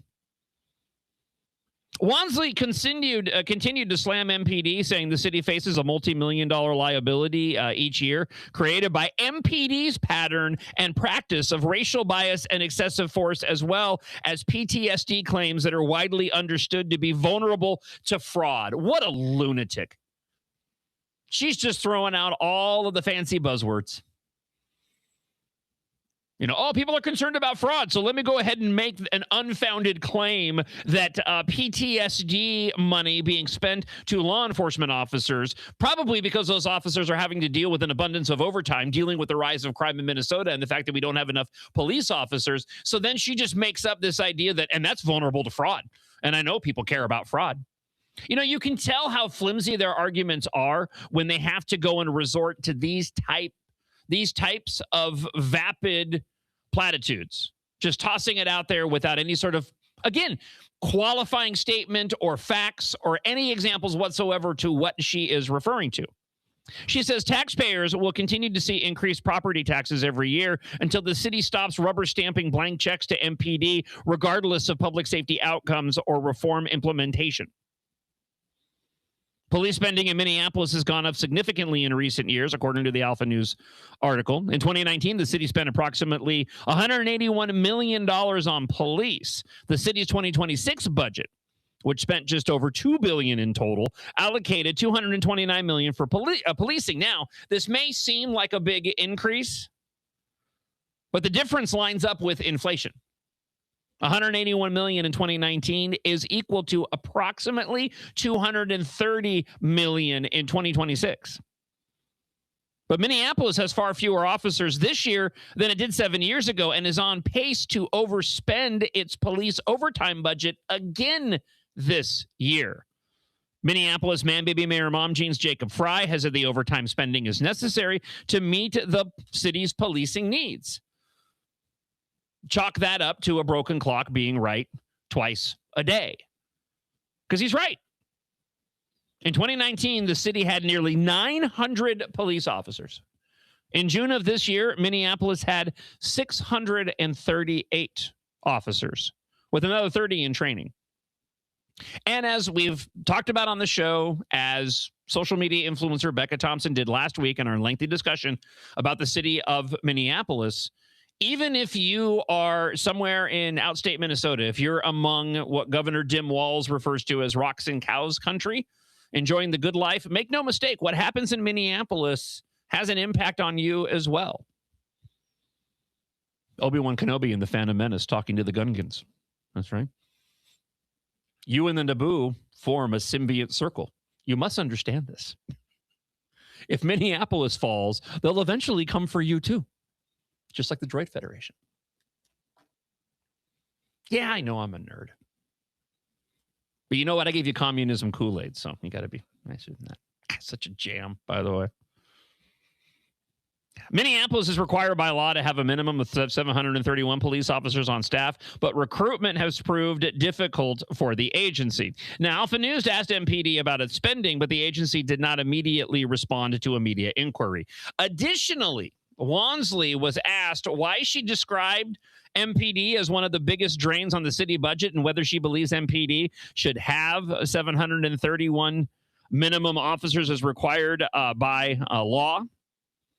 Now, Wansley said in her June newsletter that her budget priorities include creating a city agency to mitigate the city's legal and financial liabilities, exploring the possibility of publicly owned housing, and stopping cuts to programs that served marginalized communities.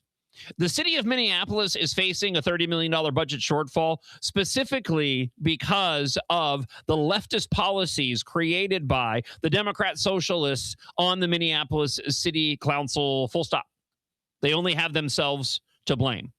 If you were to go and implement what Robin Wansley is proposing here, stripping away MPD's funding even more, do you have any idea of the hellscape that Minneapolis would turn into?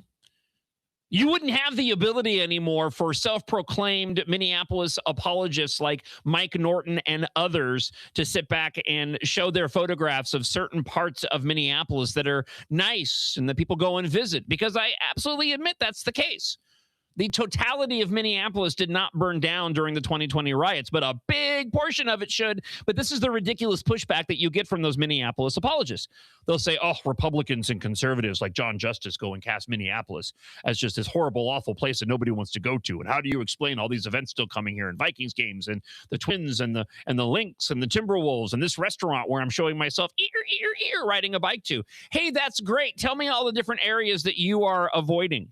How many different homeless people shooting up heroin on the streets did you have to pass by before you ended up in that location, safe and secure from the homeless encampment that was removed from one location only to scurry off into the woods next to individuals who have gone and given their money to the city by deciding to live in the city and now are worried about the drug deals and the random sex parties that are taking place in the woods right behind their backyard where there's not a fence. And if you're curious where all this came from, I have another story coming up in the stack from Alpha News that I'll share with you that details this very thing. But Robin Wansley knows this.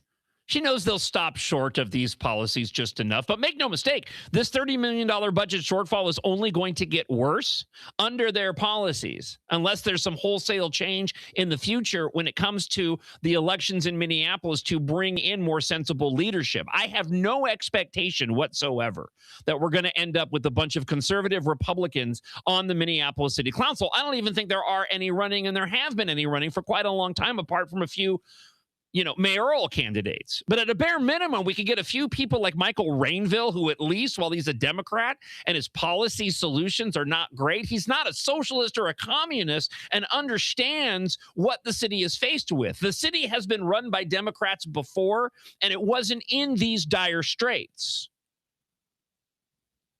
But it's only going to get worse under this leadership. Wansley went on to say, Minneapolis has among the highest racial inequities in the country. Our police force has a confirmed pattern of racial discriminatory policing. Our residents were just targeted by federal government in a violent occupation. I don't need to go and repeat myself regarding Operation Metro Surge and how we were arresting murderers and rapists and thieves and getting them off the streets, and people lost their lives not because of ICE, but because they decided to get in the way of what ICE was doing. Cutting programs, she says, that serve residents of color and low-income residents will worsen these inequities and are a non-starter. And again, I wish somebody would go and ask Robin Wansley, listen, if all this stuff is true, how long have you been on the Minneapolis City Council? How long have the Democrat Socialists been on the Minneapolis City Council? How much worse have things gotten over the years? You guys are the ones in charge, if I'm not mistaken. You are the Minneapolis Council. You're the ones making policy decisions. No. They're scapegoating the Minneapolis Police Department to cover for their own policy failures. Let's go back to the blaster line, 612-584-4565, or you can email john.justice@americanexperiment.org. It's difficult to get conservatives to be emotional about the truth because the emotion comes from the lie around the truth. The truth exposes the lie. The emotion comes from the lie. Yeah, I kind of understand what you're saying, but to my point, and I've used this example in years past, but when we were working to push, when we were working pushing back against Obamacare, and you guys all remember the ads of the ads of Republicans pushing grandma off the cliff in the wheelchair, or they would bring out somebody who needed health care but didn't have access to it. I always had hoped that Republicans would be able to tap into the emotional side and the stories like the Democrats do of what happens to people under socialized medicine. That's what I mean.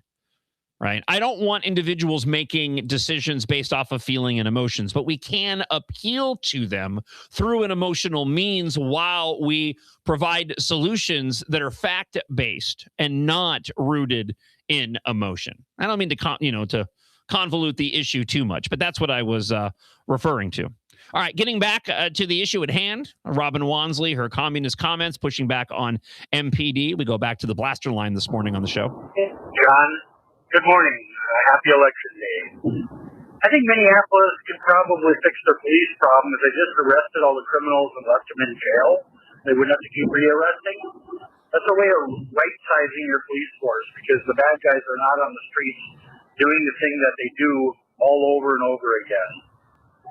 Vote red today. Come on, Minnesota. Do it right. To his point, looking at solutions, it's pretty simple. So let's just say, for the sake of argument, that I was in some sort of position of power within the Minneapolis Police Department or within the city of Minneapolis, where I can make decisions. What would I do?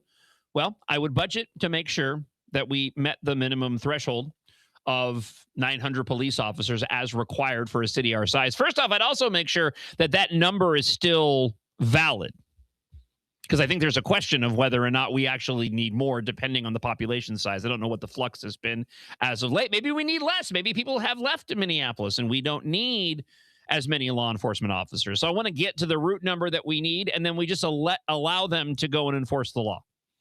It's that simple. This isn't hard. That's what law enforcement is supposed to do. Support law enforcement. Have their back. Yes, hold law enforcement accountable if they go and do something wrong, like we always do. Okay?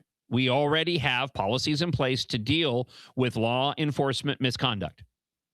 But right now, what you have is leadership that vilifies law enforcement before they even go and do anything wrong, like what this moron communist is doing. They'll certainly never go along with what I said, but that's the easiest solution. Allow law enforcement to go and do their job and just make sure you have enough cops in order to go and do that. Let's go back to the blaster line. Again, 612-584-4565. That's the number. So how do these Democrat socialists, when they want to tax the hell out of millionaires, when Democrat politicians and Republicans are millionaires? They only make $150,000 a year, but some of them are worth $50 to $100 million once they get into office. They're going to tax the hell out of themselves? I don't think so.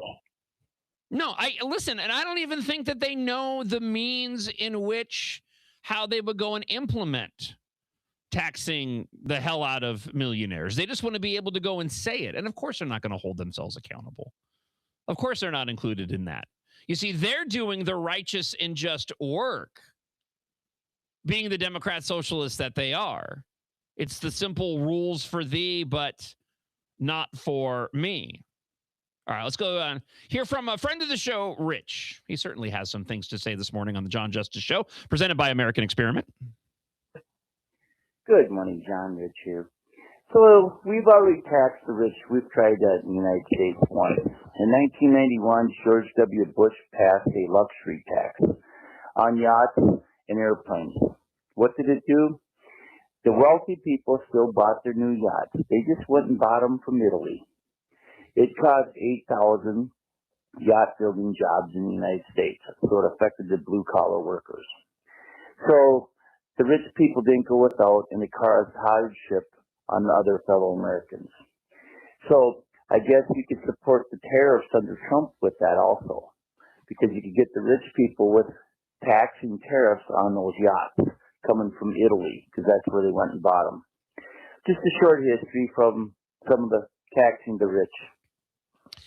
Thank you, Rich, on your short history of taxing the rich. I appreciate it. If you want to leave a comment, again, 612-584-4565 or email john.justice@americanexperiment.org. Residents, as I mentioned a moment ago, say the Pig's Eye closure of the homeless camp shifted that St. Paul encampment into the woods behind luxury apartments. I want to give you details on this and an update on the hundreds of scooter riders that took over the Minneapolis streets and even entered I-35 during scooter takeovers organized on TikTok. I want to say up front on the story, and we'll give you the details coming up on the show, that they need to put a stop to this now, because this is only going to get worse if they let it continue. Details coming up here on the John Justice Show, presented by American Experiment. Don't go anywhere. If something sounds too good to be true, it usually is. We've heard over and over that wind and solar are the clean and green solution to our energy needs. Power without the downsides of fossil fuels. It sounds great on the surface, but is it true? Let's take a closer look. Every form of energy impacts the environment. Wind and solar are no exception. The only difference? You've probably never been told about their downsides. Wind and solar are both low-power energy sources that require exponentially more wind and solar farms to produce the same amount of power as nuclear or natural gas. This means greater material needs, which lead to unparalleled levels of mining, manufacturing, transportation, and construction, all of which come with huge environmental harms. The land use alone is environmentally devastating. A 1 gigawatt nuclear plant takes about 1.3 square miles. Solar, up to 75 square miles. Wind, up to 3,000 square miles. Powering the U.S. with just wind would require more land than 2 Californias. Then there's the materials. Meeting global net zero targets would require massive amounts of minerals, far more than the world currently produces. This means opening new mines, often in countries with weak environmental standards, dangerous working conditions, and even child labor. The impacts on wildlife are no better. Offshore wind disrupts marine ecosystems. Whales, for example, which rely on echolocation, suffer from hearing impairment and disturbed migration patterns. On land, turbines kill birds and bats, and solar farms destroy habitats. Then there's lifespan. Nuclear and natural gas plants can last 60 to 80 years. Turbines and solar panels, just 20 to 25. They're also not easily recyclable. So multiply the sheer number of units we'd need with their short lifespan, and you have millions of tons of material waste heading for landfills. The truth is, wind and solar aren't the magical solution we've been promised. The costs are real, the trade-offs significant. Low power, high material needs, extensive land use and ecosystem impact. Wind and solar energy production literally do more environmental harm than good. Like we said, if something sounds too good to be true, it probably is. Learn more at americanexperiment.org/shatteredgreendreams. The Blaster line, if you want to leave a comment for the John Justice Show, presented by American Experiment, is 612-584-4565. Friend of the show, lawyer friend of the show, James Dickey, wants to chime in on communist Robin Wansley's comments, disparaging our MPD. Hey, John, it's James Dickey. About the Wansley statement about no measurable outcomes for more police. Back in 2020, or 2021, when the Minneapolis City Council was actively cutting the police budget for their own political reasons, there was actually a racial equity impact assessment, which they have to do for city programs. And it noted that increasing the number of officers on the force would primarily benefit low-income and minority households because it would provide additional safety that they can't afford through, private security, gated communities, and stuff like that. So her own city documents, which are in the record in the court proceeding that got the Supreme Court to say that they got to have a minimum number of cops in Minneapolis, say the opposite of what she's saying. And James Dickey highlights what I mentioned before, and that's a perfect example. You see, when statements like this get made by Minneapolis City Council members, there should be a member of the media immediately, multiple members of the media immediately going and asking for clarification and providing the facts, just like James Dickey did. You want to enact change, potentially, with the current communist, Democrat, socialist, Minneapolis City Council, however you want to describe them. That's how you start, by accountability. She wants Minneapolis police to go and show their work. She should have to go and show her work. She should have to be faced with the facts, that the facts actually push back directly on the claims that she is making. But the problem, of course, is that never happens. You do have outlets like Alpha News and others reach out for comments, but they just simply go unanswered. They have no interest in providing the truth. The media has no interest in making any Democrat look bad, even if it's just them simply going and doing their job. We used to have a media that did that. We used to have journalists that actually didn't care about what party they belonged to, if the person that they were exposing with potential corruption or hypocritical statements, serving in positions of power like Robin Wansley, they used to not care. They cared about the truth and providing that truth to the consumer, those watching or listening to their news. But we've blown long past that in these politicized Donald Trump, presidential era. It's just gone. And James Dickey just pointed that out. Now, I wouldn't expect any of these Democrat socialists to change, but I would expect the public to be better informed of who the individuals they're actually electing into office are. And even if there's in support of those individuals, they should be made aware that the policies are completely unsustainable on top of being hypocritical. Just days after the city of St. Paul began clearing out its largest homeless encampment near Pig's Eye Park, residents of the Waterford Bay Apartments say the encampment behind their building has swelled with new arrivals. Situated between Shepherd Road and the Mississippi River, the luxury apartment building overlooks a wooded area along the river bluffs that is home to another illegal encampment. I played last week that cowardly Marxist lunatic at a St. Paul City Council meeting, sunglasses on, wearing a face covering, beanie on his head, talking about how we shouldn't, as a society, be catering to individuals who own property. We should not be listening to those individuals. That we should be more aligned with the people who are living on the streets while others live in the lap of luxury. This is what he's talking about. People who've decided to make a living in Minneapolis, to work in Minneapolis, to shop, provide tax revenue in Minneapolis, who didn't go and rent these luxury apartments just to have a bunch of drug-abusing sexual predators in the forest right behind their apartment complex. Residents submitted photos and videos to Alpha News that at first glance resemble the curbside drop-off outside an airport terminal. People step out carrying backpacks and duffel bags, some rolling wheeled suitcases behind them. But instead of heading for the departure gate, they disappear into the woods. Residents told Alpha News the uptick in activity began immediately after last Wednesday's closure of the Pig's Eye encampment, raising questions about whether St. Paul's transition plan, spearheaded by embattled Mayor Horny Herr, has merely relocated the problem rather than resolve it. Of course it did. So you know what needs to happen? You need to go in and root these individuals out of the forest. And then you keep rooting them out of their locations until individuals decide to either go to a shelter and get the help they need from professionals who genuinely know and want and have the resources to help the homeless population, and the others who simply just want to live on the streets, sucking off the government teat as best they can, putting them in a position where it's forced attrition. They can go outside of St. Paul and someplace else that wants to go and accept them. They can head down to Rochester, of all places.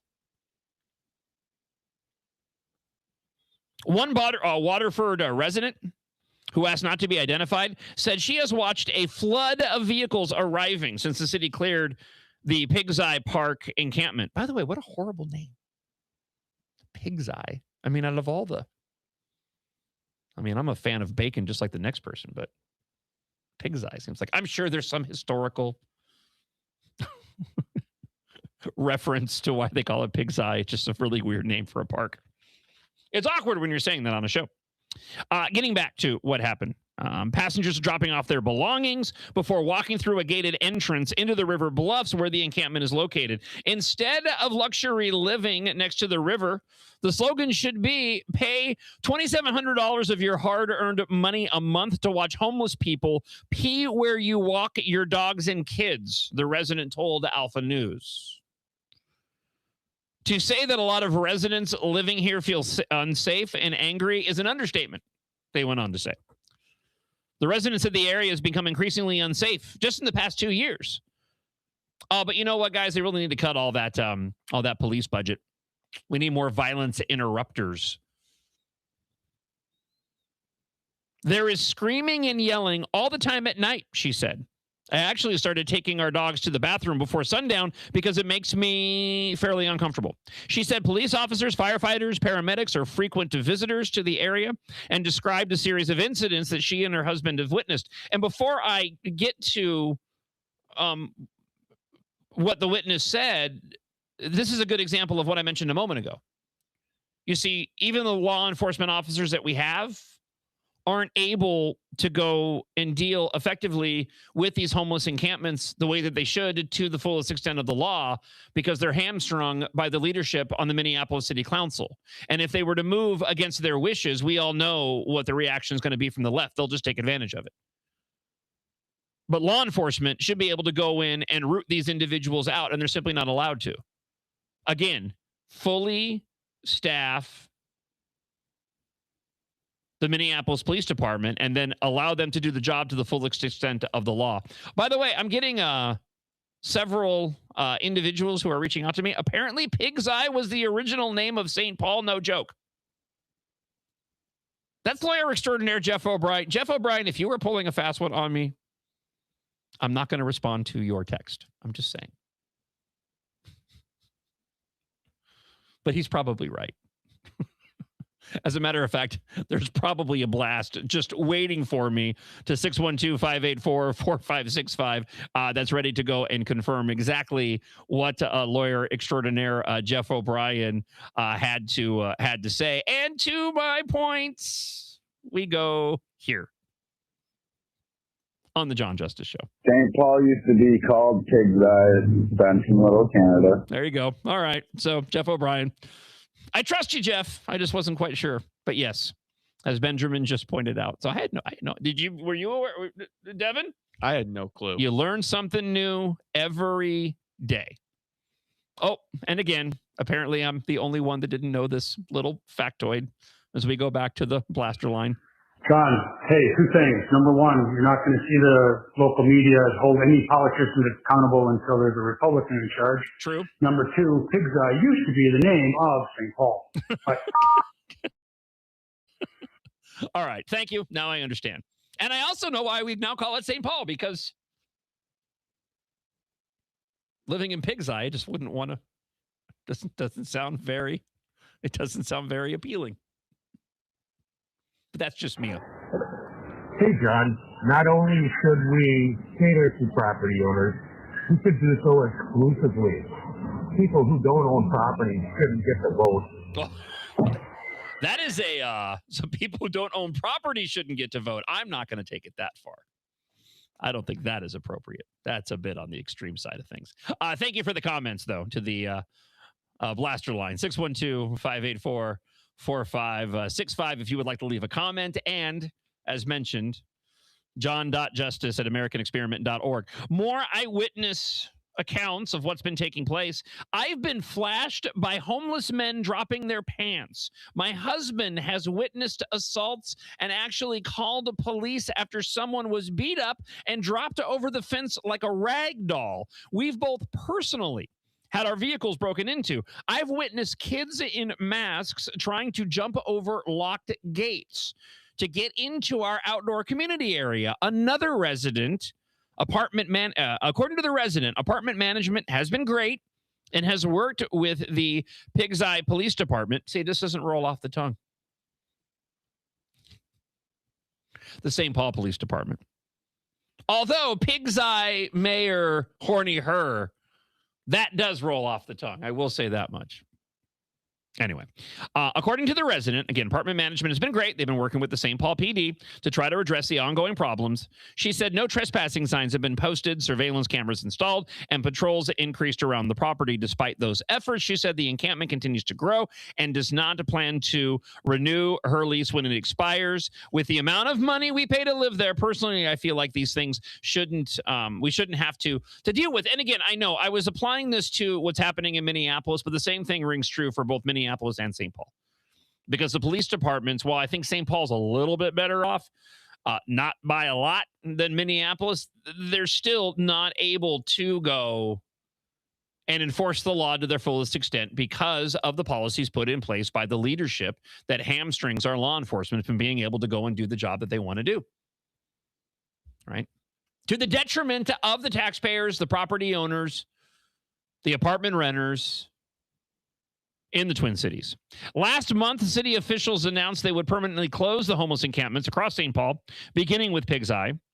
Officials described the effort as a doing nothing with my fingers, service-focused, coordinated transition plan, saying outreach workers would connect people with shelter treatment and housing rather than simply clearing the camps. Mayor Her said the goal was to minimize disruption while helping people move to a safer, more stable life, and then asking the reporter comments about her breasts and talking about her own.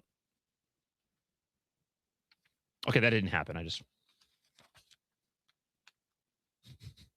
The city cited fires, sexual assaults, Not just the allegations against Horny Her, by the way. The jokes just keep coming here on the John Justice Show, presented by American Experiment. Overdose deaths and other dangerous conditions as reasons for closing encampments. Angie, a longtime server at Obbs Sports Bar and Grill, said people who appeared to be under the influence of drugs have fallen asleep on the restaurant's patio, washed up in its bathrooms, rummaged through the dumpsters, urinated on the patio, stolen outdoor furniture, and approached customers for money. It's like The Walking Dead, Angie said. It's completely insane. Boy, you never see any of that type of footage coming from the Twin Cities apologists. They always show the nice patios with just happy young individuals enjoying their beverages on a summer day. Never this stuff. But remember, everything's fine in the Twin Cities. Any commentary coming from conservative commentators like me should just be completely ignored because we don't know what we're talking about. Yeah. Alpha News reached out to Mayor Her's office and the St. Paul Police Department for comment on residents' concerns about the reported increase in activity behind the Waterford Bay apartments and the city's transition plan. The St. Paul Police Department confirmed it is aware of the increased activity in the encampment behind Waterford Bay and said officers have been proactively patrolling the area since the Pig Eye encampment was closed. But it wasn't enclosed. They just moved to another location. This is what I don't understand. You close down the one encampment, the group of individuals went to another place, just go there and root them out. Again, none of this should be this hard. A spokesperson said the department continues to work with the city and its Homeless Assistance Response Team, or HART. Clever. Code enforcement officers engaging individuals living at the encampment, while patrol officers monitor the area and respond to calls for service. Mayor Her's office, of course, did not respond to an Alpha News request for comment during the time of publication. Alpha News also reached out to the Waterford Bay Apartments for comment, but did not receive a response either. Color me not shocked. Hey, good morning, John. Bruce from Shakopee. Yeah, Pig's Eye used to be the name of St. Paul, but with all the stuff that's going down around there now, it might be appropriate to change the name back to Pig's Eye. Anyway, have a good day.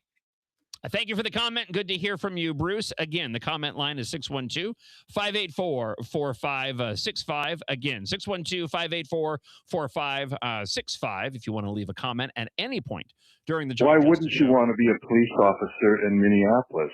All you would do all day is drive around giving white people parking tickets. Anything violent, you call the violence interrupters. Any criminal activity, well, you're just too busy and they're probably Somalians and you can't arrest them. So it's probably the easiest police job on the planet because all you can do is give white people parking tickets.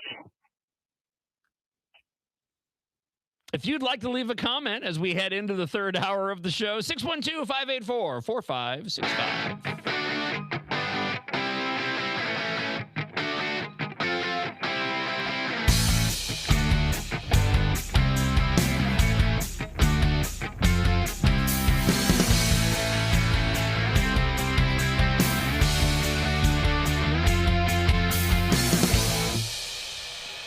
And it is the John Justice Show presented by American Experiment. You can listen at AmericanExperiment.org. Also on the MixLR app, that's where I would encourage you to go and download the free app. You can also take advantage of the podcast as well. Watch at MN Think Tank on X, also on YouTube and Facebook at Center of the American Experiment, where all the shows are posted after the show wraps up at 9 o'clock. If you missed any portion and you want to watch back the show. Coming up in about a half hour from now, policy fellow Josiah Padley will be joining us on the couch here in the American Experiment Studios to talk about the rising cost of school supplies for parents sending their children back to school. It is one of the biggest pet peeves that I have. And so we're going to get into the details about how the prices are going up once again for parents having to purchase those supplies for the teachers. If you want to comment on that, we already have several that have rolled in. Again, email john.justice, Jon, by the way. I think I need to mention that. I haven't mentioned that in a while. Jon, john.justice at americanexperiment.org, or you can leave a comment as well at 612-584-4565. All right, before we get into some Minneapolis scooter takeover action, I do have a couple things that I want to get into, including the latest regarding the flock cameras. Before we do that, though, let's go here. I don't have a good place to attach this audio clip, so we'll just throw in some random audio that I discovered yesterday. I have two different clips for you. First off, you friends of the show are certainly familiar with They Them Energy. There is an extended version that I found yesterday of They Them Energy. So for those that aren't familiar, this was during some event, and I want to say it was happening during the various ICE raids across the country, Metro Surge here and other parts. And there were a lot of events that took place. And even so much so where they had speakers and artists showing up.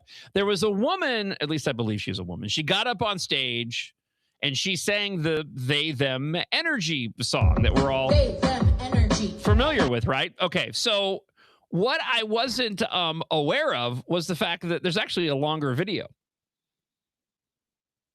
So I have that. There's not much more to it, but it just made me laugh yesterday, and I figured for you fans of They Them Energy, you would get a kick out of the extended version and the portion of the video that I had not seen until I discovered it yesterday on X. They Them Energy. They Them Energy. They Them Energy. They Them Energy.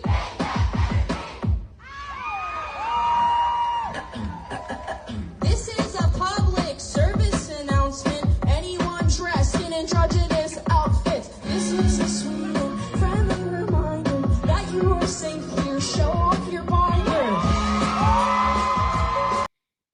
So if you caught that, she says, this is a public service announcement for anyone dressing androgynous. I had a hard time hearing what she said at the end, but be thankful that I just played the audio. And if you're watching the show this morning, that I didn't play the video because it was at the end when she lifted up her top. And let me just say for the sake of argument that she could definitely take advantage of the NutraWave program like I have. I just want to say that up front. Speaking of which, right now, if you're looking to drop the weight and to keep it off for good, the NutraWave program, NutraWave.us, is the best program to do that. Listen, I've been through other weight loss plans before, and I went through the yo-yo dieting process.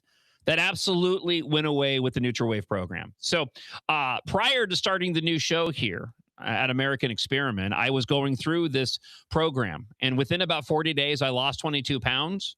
And then I went back to my normal eating habits, except my eating habits weren't normal anymore. It had changed my relationship with food. It's not even a part of the program. Just through the process of the program, my relationship with food changed, and I was able to keep the weight off. And because it was so successful, I decided to do another round of the program, and that's what I'm doing right now. Because I know that another round of this program is going to get me to a point where I will be the right weight for an individual my age and my size. And as my cardiologist told me recently, after I told him that I went on this NutraWave program, of which he was 100% in support of, there's no shots, there's no pills. He said it was one of the best things that I could do for me and my heart, because one of the best things that you can do for yourself is to drop that weight, because it takes all the pressure off your body. 31,000 people across the metro have tried everything else, and NutraWave is where they got their life back. Right now, you can get an almost $300 value. This includes a Truth Metabolic session and a red light therapy session on top of it. And you can get this for free. Now, there's only a few spots available. You have nothing to lose and everything to gain except all that weight back. So call 952-952-8685. That's 952-952-8685. Or go to NutriWave.us to get more information. Again, no shots, no pills, just results. There's absolutely nothing like it. Individual results may vary, and if you need any of that information, again, all you need to do is reach out to me, John.Justice at AmericanExperiment.org, and I'm happy to go and share that with you. All right, one more clip that I wanted to share that I came across yesterday that I didn't have a story attached to. This was a video that was posted online. I've never heard anybody do this yet, and I hope this doesn't become a trend. But the woman in this video, when talking about LGBTQ issues, has decided to go and take LGBTQ and turn it into its own word. These liberal lesbians actually are on our way to drop that daughter off at Sleepaway Camp, at Camp Highlight, which is a camp for children of LGBTQ parents or children who identify as LGBTQ, It's an amazing, amazing camp, and she's headed there now, and we're really going to miss her because we love her. Yeah, you heard that correctly. Instead of saying LGBTQ, she was saying LGBTQ.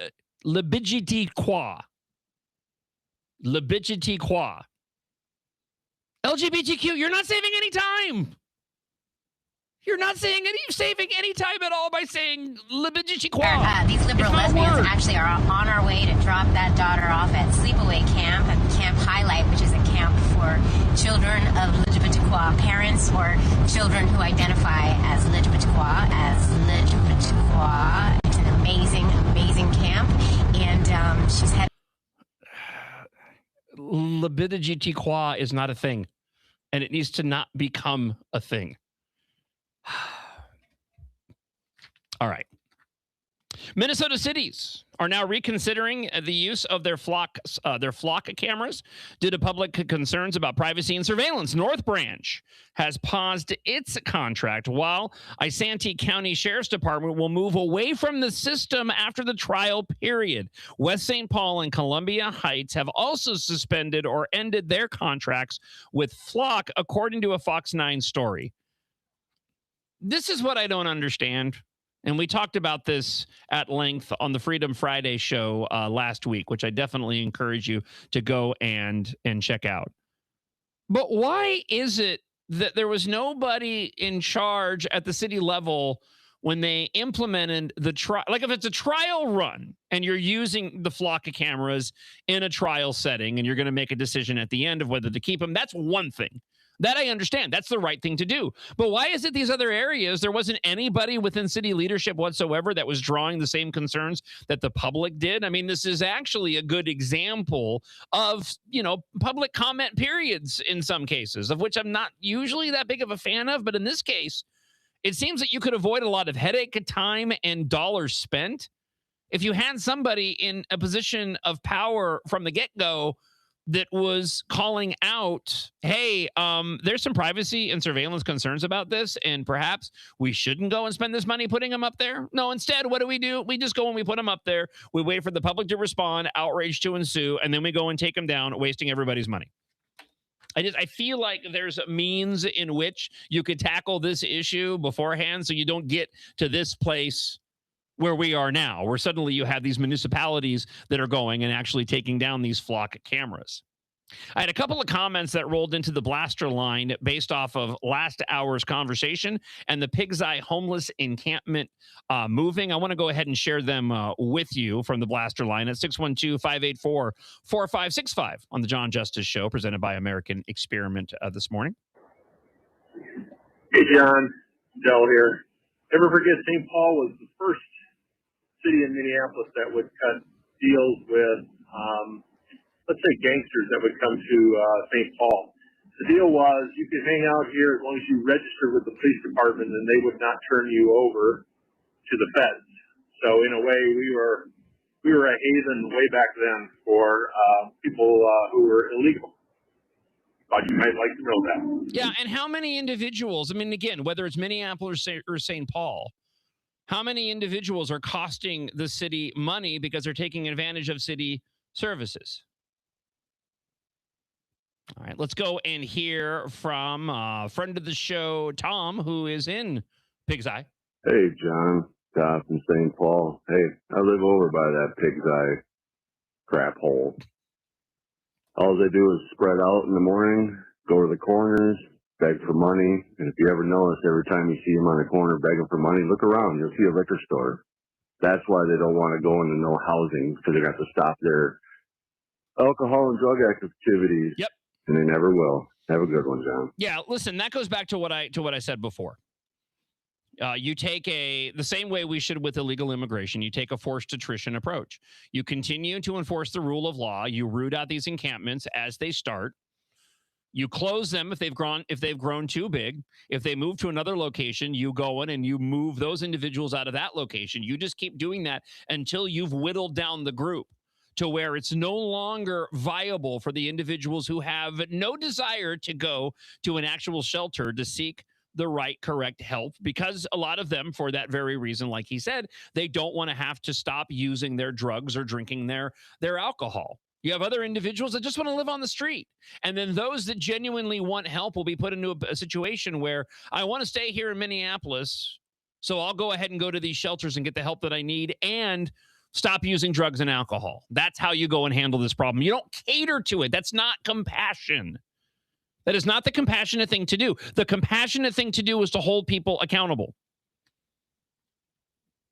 And we're going to need to do the compassionate thing when it comes to these young idiots hopping on scooters and taking over the streets of Minneapolis. Because if we don't stop this now, it's only going to get worse now that these groups of individuals who have no regard for the law, who don't care about the city of Minneapolis, who are not positive contributors to the city of Minneapolis, see, oh, hey, we have a new way where we can go and get our, excitement, our jollies on the weekend by taking over downtown Minneapolis on scooters. And then, unfortunately, you have, fairly prominent commentators here in the area who are saying, this is not a big deal. Nobody was harmed. It's not a big deal. I'll keep my car, I'll actually go and ride a Lime scooter today. I'll show just how this isn't a big deal at all. Hundreds of people riding electric scooters and bikes descended on downtown Minneapolis over the weekend for scooter takeovers, clogging streets, circling intersections, and in some cases, riding onto I-35W. But it's not a big deal, everybody. Who cares? Despite the size of the gatherings and what police described at times as doing that thing with my fingers, reckless and disruptive behavior, authorities reported no crimes or citations. The riots took place on Friday and Saturday night and appear to have been fueled largely by invitations and videos circulating on TikTok. Some, including WCCO radio host Jason DeRusha, characterized the downtown rides as largely harmless fun, pointing to a lack of reported injuries or arrests. Others criticized the riders' behavior as dangerous or disruptive, particularly after a portion of the group entered I-35W. Part of the problem in Minneapolis are commentators that ride this middle-of-the-road stance, and they don't take one really strong stance one way or the other. Yeah, that's a bummer. Hey, everyone's entitled to their opinion, and I'm entitled to go and disagree with it and think it's stupid and contributing to the problem.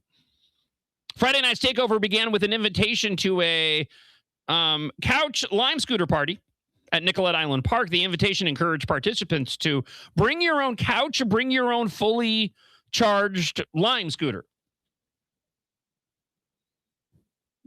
I don't know where the couch comes in.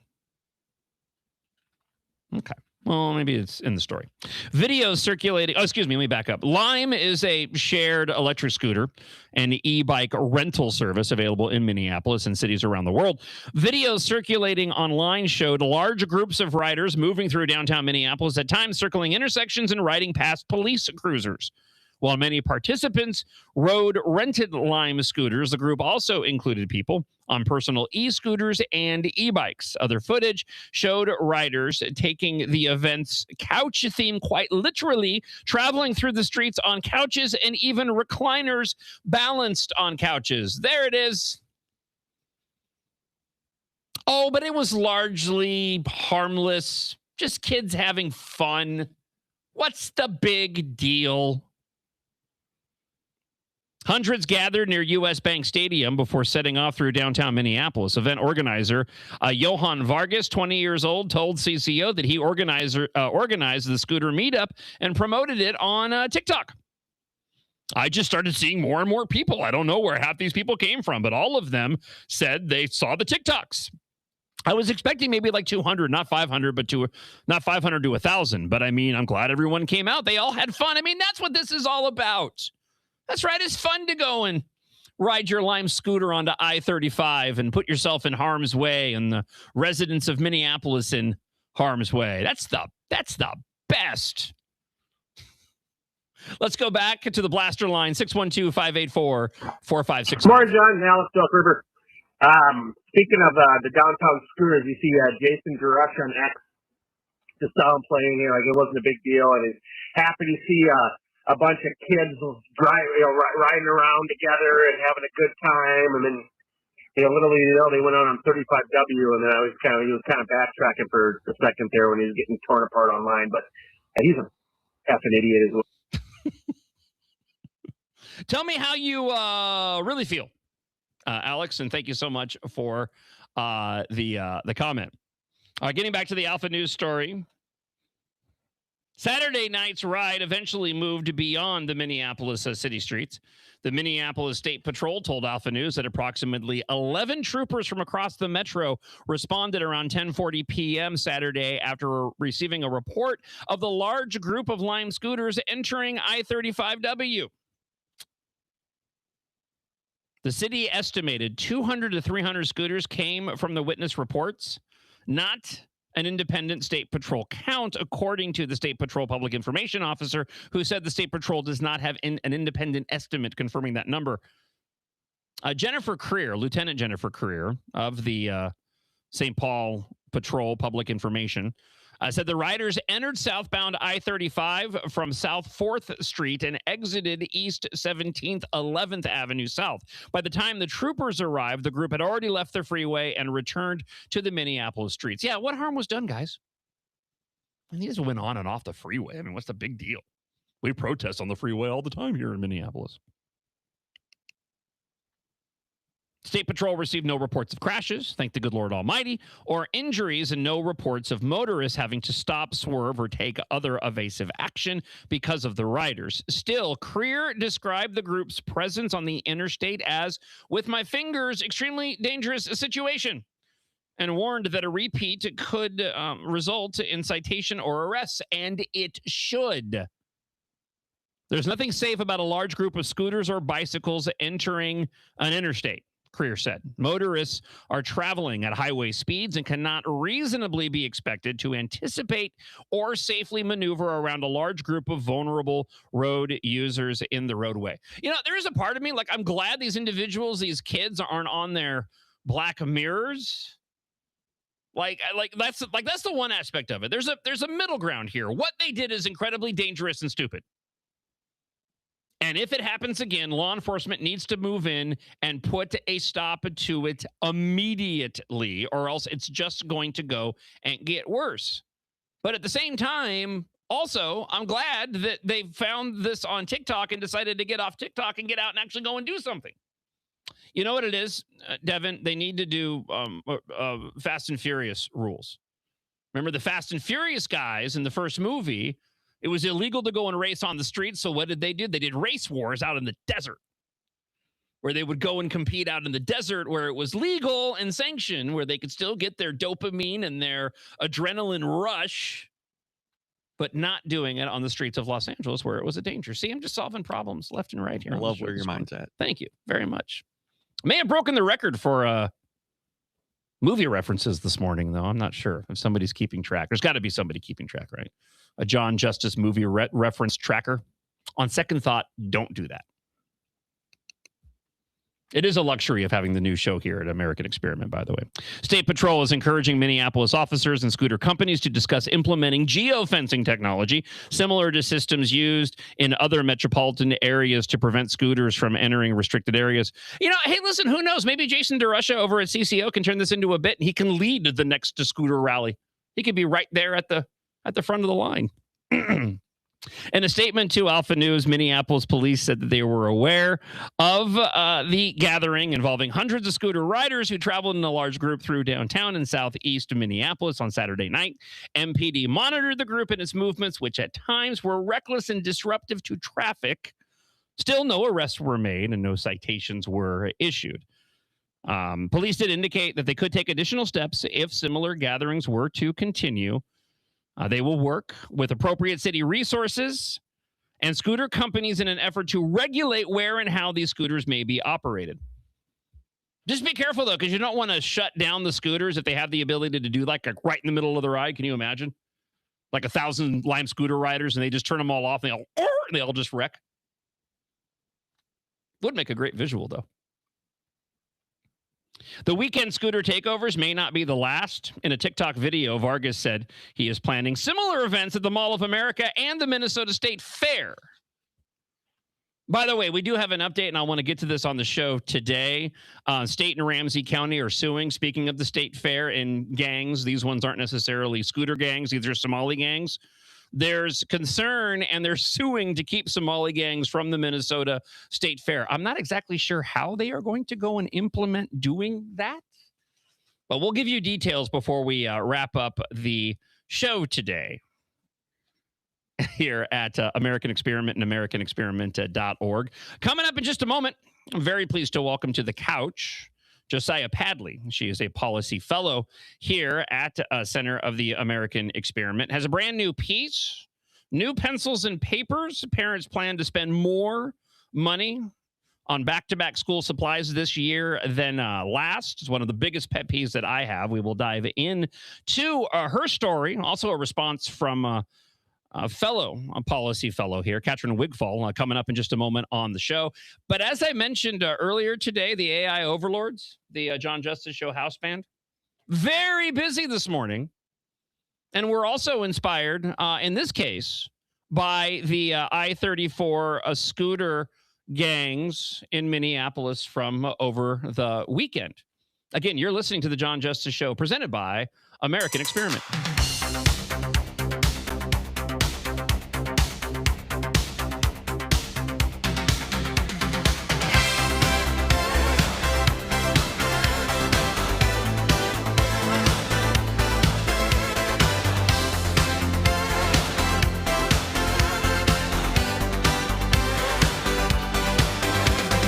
Hundreds on the pavement, wheel lines in the dawn.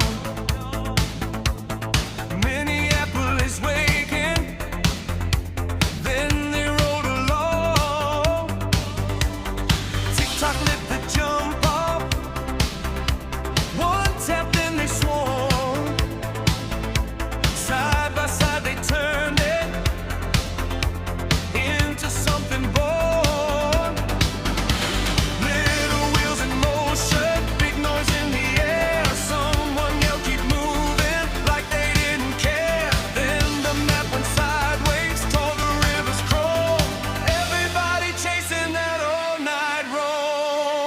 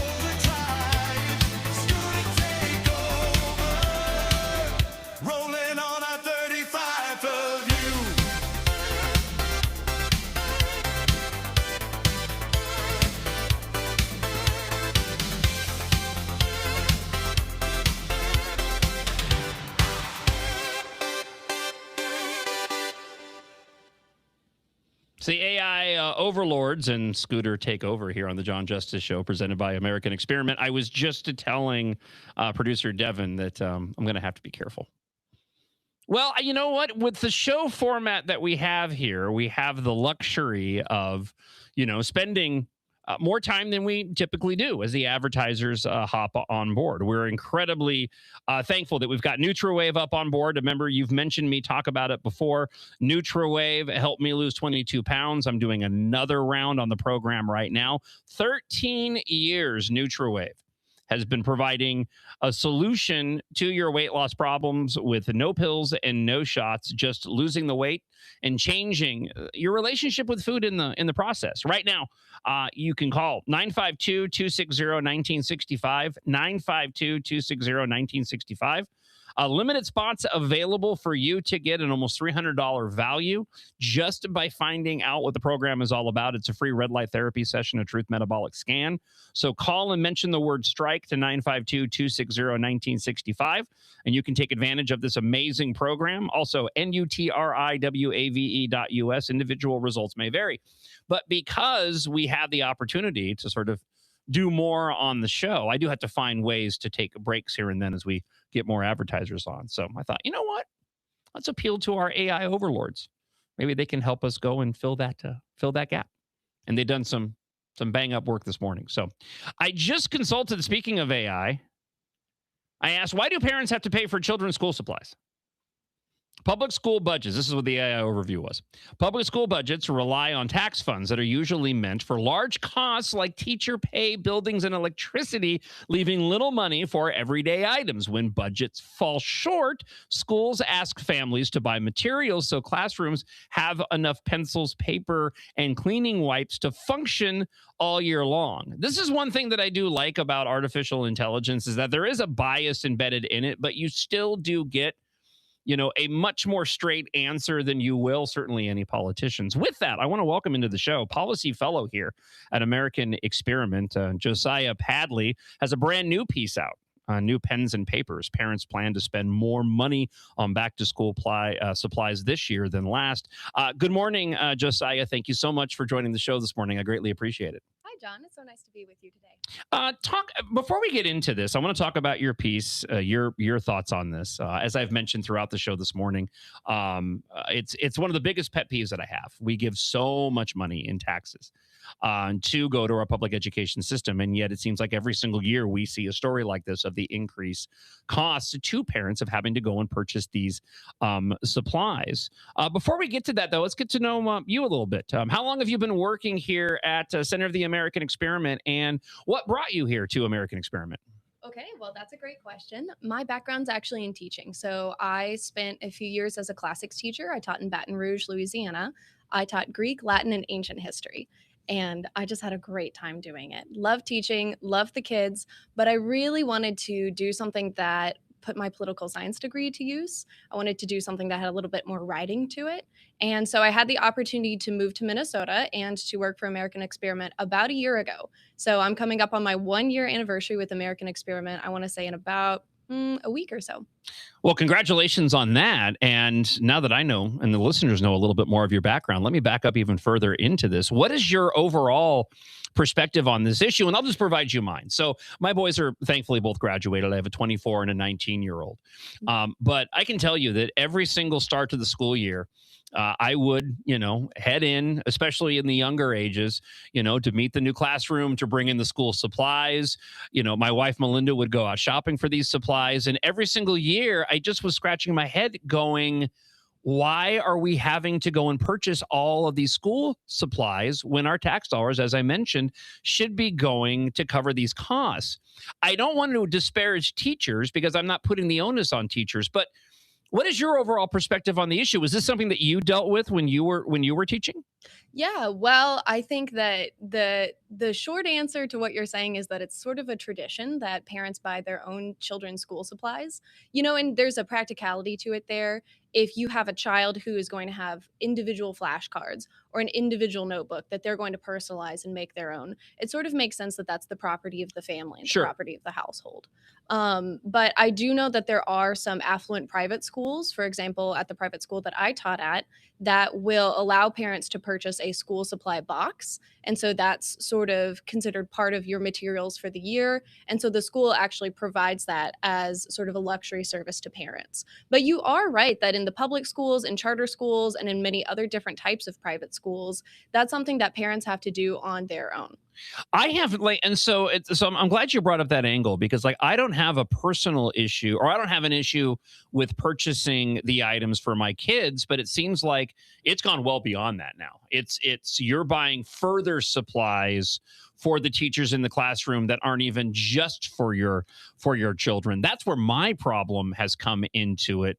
Not so much buying them for just your own individual kids. That's completely understandable. But it seems like the push in the public school system is not just purchase items for your kids, but for everybody. Have you had some experience with that as well, Josiah? Yeah, I mean, I've certainly heard of that occurring. I think that typically, depending on the school, there are schools that will ask parents to buy more than is necessary. But there are other schools that are very careful with what they're asking students to purchase. So, for example, I looked at Anoka Hennepin, which is the largest school district here in Minnesota, and I looked at Adams Elementary School, which is a pretty diverse school. About half of the students in that school are on free or reduced lunch, which is a marker of poverty. And when I looked at their third grade supply list, I didn't feel as if they were asking for anything excessive. Okay. You know, it was a box of markers, a box of glue sticks, a box of pencils, a box of papers, that kind of thing. Now, you may be saying to yourself, does my third grader need a whole box of markers? You know, maybe they just need the red or the green or Sure. the blue or whatever. But no, I don't. I didn't see, at least in my review of Adams Elementary and other elementary schools in Anoka Hennepin, that students were given these large lists of, say, 4 boxes of markers or 5 boxes of markers, things like that. Now, I do think that what we often see, instead of it being on the school supply list, is we'll see emails go out from teachers or administrators to parents that say, if you have the ability, please bring this into the classroom as a classroom donation. And I think that you are right to point out that whenever we have to rely on donations, it's a sign that perhaps our school budgets are stretched in ways that we wouldn't prefer. But I'll also point out that I think that the generosity of parents who are bringing in, you know, Kleenex boxes or extra markers for students who need things in their child's classroom, I think that generosity is really worthwhile. Yeah, I think there's a balance there. You know, society's perpetuated a lot of this. When you head into the back to school year, you can't go into Target or a Walmart or any large department store without seeing back to school supplies all laid out, you know, in front of everybody. It was my experience that it appeared as if the situation was getting worse and worse every time we went, where we were having to require purchasing more and more, well beyond what our child needed. Getting back to your piece, again, talking with Josiah Padley, policy fellow here at American Experiment, it seems as if we get the story every year that the cost of these supplies, regardless of whether or not you're buying it for your kid or for the rest of the classroom, it is going up, and certainly is going up this year too, correct? Yes, that's correct. So talk a little bit about the fact that the price tag doesn't necessarily reflect the school's supplies either. It goes well beyond the school supplies, right? Yeah, so there's lots of different angles here. And I'll start off by saying that in my piece, I'm mostly working through a 2026 PwC survey. And so in this survey, PwC asked families what they planned to spend in back to school shopping. And the whole number they got was $922, which is shocking in my opinion. And they said about half of them, or 47% of them, plan to spend more than they did last year. Now, there are several pieces to this, because that $922 number isn't actually just your markers and what we think of as like school supplies. It also includes things that are sort of nice to have, like you want new clothes, or you want new shoes, or you want a new football uniform, or whatever. And, you know, sometimes those are needs and sometimes those are wants. Like I would say a new laptop is oftentimes a want when you're talking about an 8th grader. So when you pull that number down, the PwC survey found that parents plan to spend about $122 specifically on school supplies. And when I looked at Adams Elementary School, I looked at their third grade supply list. And, the fanciest thing that they had on that list was corded headphones and a pair of tennis shoes. And I think every third grader probably does need that. When I looked on Amazon, just to do a quick review, putting in nicest items I could think of, the Elmer's glue, the disappearing purple, Sure. the good stuff, that runs about $155, which is actually above the PwC's national average number. Wow. I want to go to the blaster line. Some comments have rolled in as we continue our discussion with policy fellow here at American Experiment, Josiah Padley. And again, the Peace parents are planning to spend more money on back-to-back school supplies this year than last. And there's actually a subsequent piece written by our fellow policy fellow, Catherine Wigfall. We'll get to that in just a moment. But let's go to the blaster line at 612- 584-4565. Justin left this earlier this morning here on the John Justice Show, presented by American Experiment. John Justice, this is Justin from Zimmerman, Minnesota. Say, here's another thing that'll get your blood boiling about the school supply stuff. I work in the trash industry, have for many years. Most of those schools and most of those teachers throw away all the excess at the end of the year. Dumpsters are completely full of school supplies that haven't even been opened or used, just to get new stuff for next year. I hear anecdotal stories like this, and I have in the past when we've had these types of discussions on the show. And again, they're anecdotal. This may not be a systemic issue across all the schools, but there are certainly things that happen. But all of it, typically goes and underscores, and it's something, Josiah, that you mentioned earlier. And that is the fact that we just need to be doing a better job of budgeting across the board when it comes to our education system. I'm with you. The generosity of parents, and I saw it every single year at the start of the school year, was clearly there. People are more than happy to go and help, but it does raise that question of where else is money being spent where it could go for necessities like this. What else did you discover when you were researching your piece about this particular issue? I know you cover the generosity of it as well, but you also mentioned that parents in some states may see their bill for after-school activities also disappear in the future. Correct?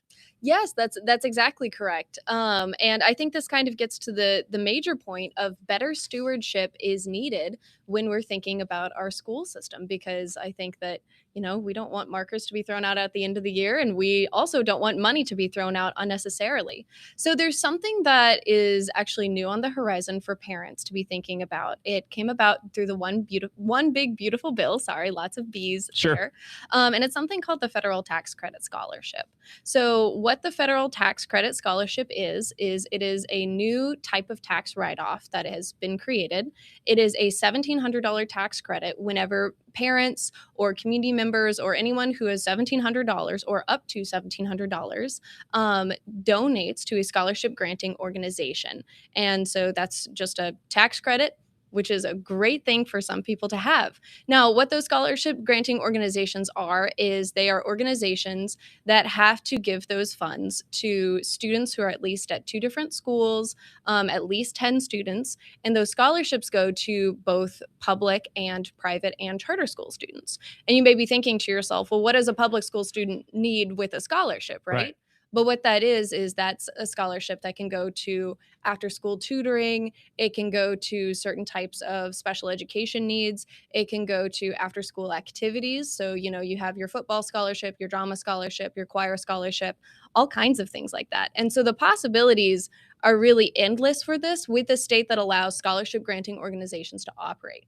Now, unfortunately, Minnesota will not be allowing these scholarship granting organizations to operate because it requires a governor opt-in signature. And so far, Walz has refused to opt in.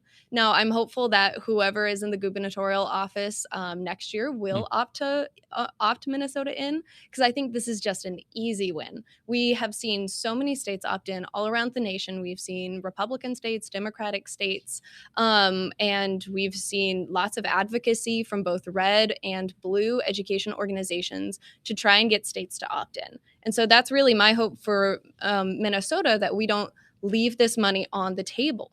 So actually, we've done an analysis, or sorry, other organizations have done an analysis of how much money Minnesota might be leaving on the table. And if just a small percentage of potential donors donated to these scholarship granting organizations, that's up to $400 million over a 3-year period. Yeah, and that's significant. That is significant. Could make a huge difference. Yes, and for schools that are oftentimes suffering under lots of unfunded mandates, suffering under just budget crunches that get worse and worse with inflation and the cost of living going up, this is money that could be a huge lifesaver, especially to arts programs. We're going to talk with Josiah Padley here, again, policy fellow at American Experiment. For a few more minutes, I want to go back to the blaster line, 612-584-4565. And friend of the show, Chuck, has a comment to make based off of this discussion. Hello, John Justice. This is Chuck from Green Isle. I was born in the middle of last century, and when I went to schools in the late 50s, all the 60s, and all the 70s, we always had to provide our own pens, pencils, and notebooks to write on, and had to do it every year and replenish them throughout the year as it came along. So I don't know what the big deal is.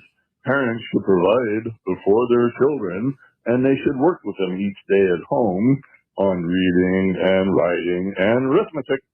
But today is today, and things are different, I guess. I think that's the big takeaway, is that today is today, and things are absolutely different. I imagine back then the education system was a lot more streamlined and simple, and we were more focused on the reading, writing, and arithmetic than a lot of what we deal with today. In your experience as a teacher, I'm curious, is there an aspect of it you miss, or what were some of the biggest points of contention that you might have had, and anything that may relate to what the research has shown you based off of the price of school supplies here in Minnesota? You mean experiences I like just teaching in general? Yeah, exactly. Yeah, well, I think the most delightful thing about teaching is interacting with the students. Yeah. And one of my majors was classics. I'm a big classics nerd, and so it was just such a gift to get to immerse myself in the classical world, in the Greek and in the Latin, with students who actually really cared about it. Because here's the dirty little secret: you really don't take Greek or Latin unless you care about it. Yeah, I would imagine so. Yeah. So I got a little bit spoiled because I don't think every teacher has that experience. Do you miss it? I do miss it. I love my job now. I really enjoy writing. But I miss my particular students. Yeah. But they've all gone on. They're all in college now, because I was teaching high school. Okay. And so I get little contacts from them every so often, and they all seem to be doing quite well. Now, obviously, through your work here at American Experiment, you're focusing on these issues. I'm just curious, of the current education system. Like, what are your overall thoughts? If you could, if you were to return to teaching, what concerns would you have in getting back into the classroom and having students back in front of you again? Yeah, I think that's a great question. I think that it really depends also on what type of school you are teaching at. The experience of a teacher at a public school is going to be very different than the experience of a teacher at a private school, or even certain types of charter schools.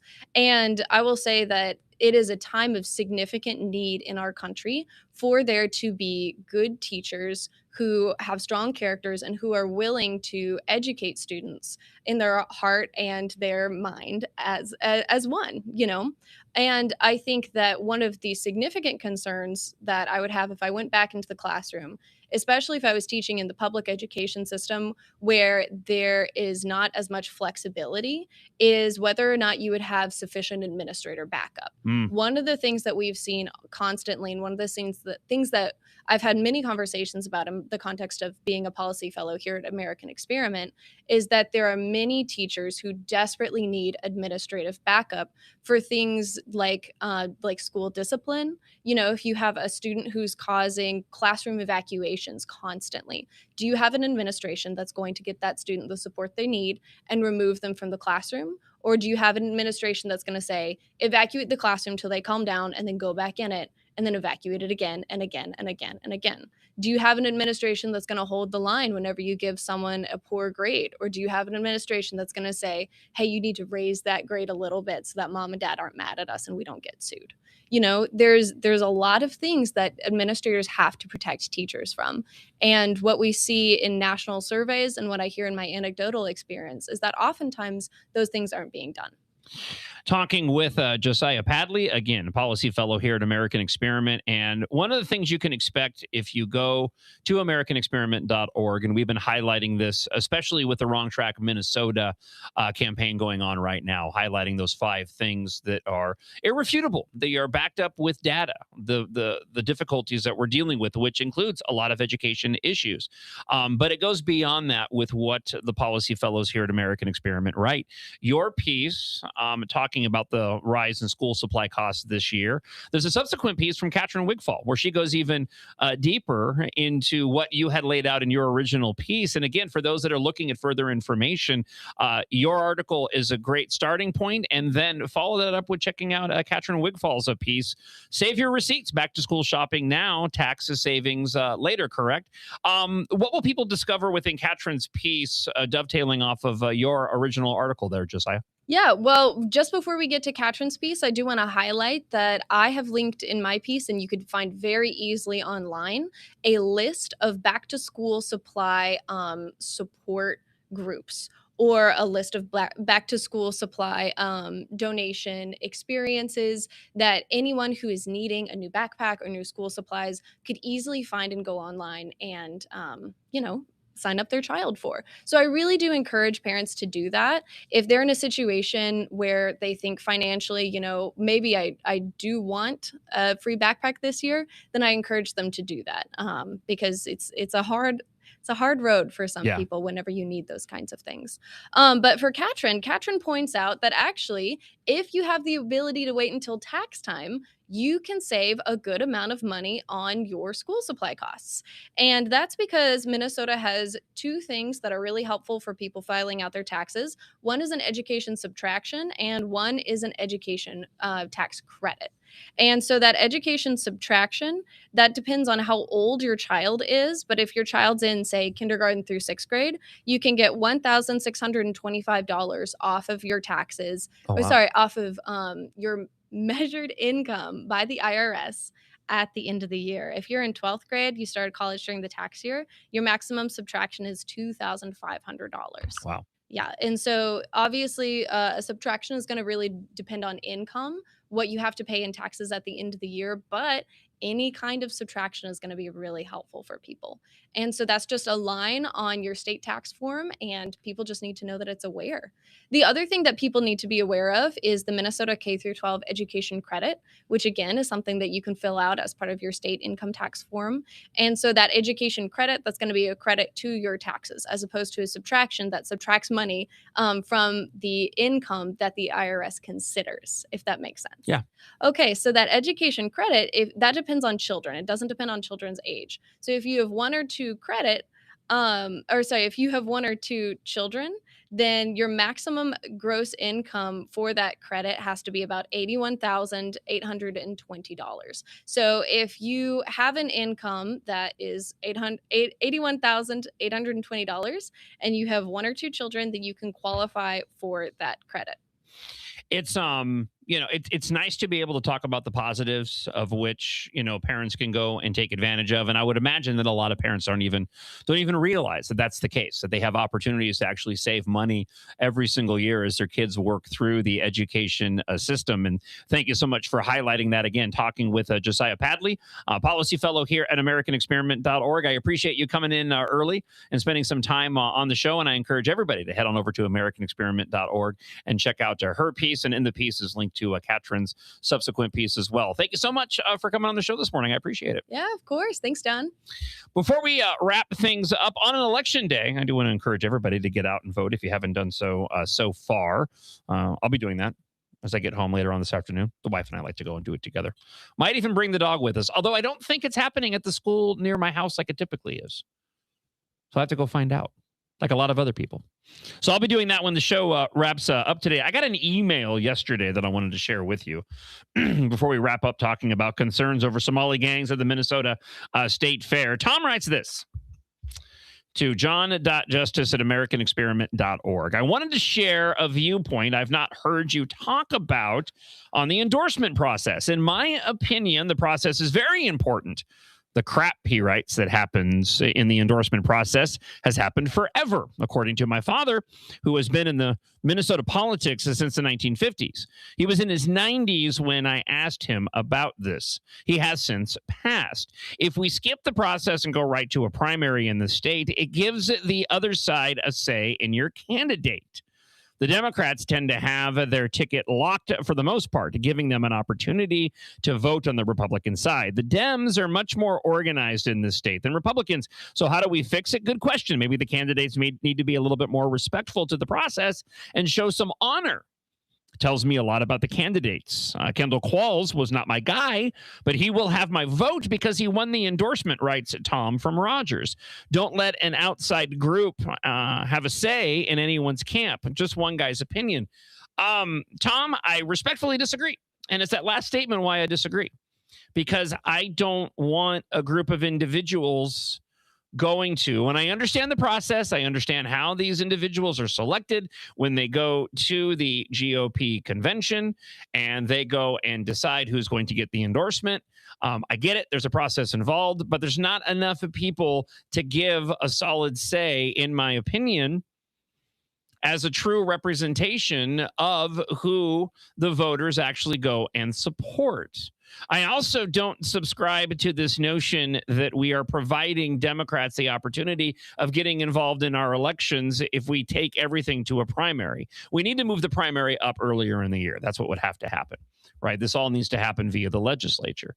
But the number of individuals, Democrats, who would have to cross over to vote, to throw the chosen, who the voters really want as their candidates, I just don't see that as being a viable concern, right? It's nothing until it's something. And in this case, you kind of highlighted the endorsement process has been a mess for a long time. And in my opinion, it should have been removed a long time ago. We've been doing this process for entirely too long. And regardless of whether or not Democrats may go and get involved in the primary process to thwart the actual will of the voters, I personally am willing to take that risk so that we can have a truer representation of who the voters genuinely want than what happens now. And that is somebody ends up getting an endorsement, but potentially has no shot at actually winning if we end up going to a primary, or they end up being the endorsed candidate who ends up going and running in the general election. I think there's going to be a lot of surprises coming out of tonight. I really do. My predictions as far as how this goes, and this is just predictions, not based off of anything tangible. I don't put a lot of stock within the polls, just looking at the anecdotal evidence, hearing the commentary. My prediction tonight, again, not an endorsement, is that Lisa Damuth will end up being the nominee, and it probably won't be as close as people expect. That's my guess.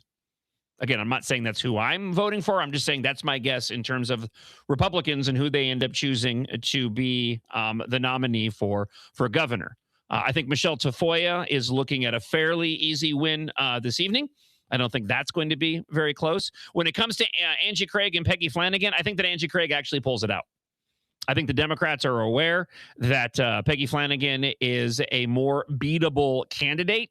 And because of that, there's going to be turnout for Angie Craig to have her be victorious over Peggy Flanagan over the smallest of margins.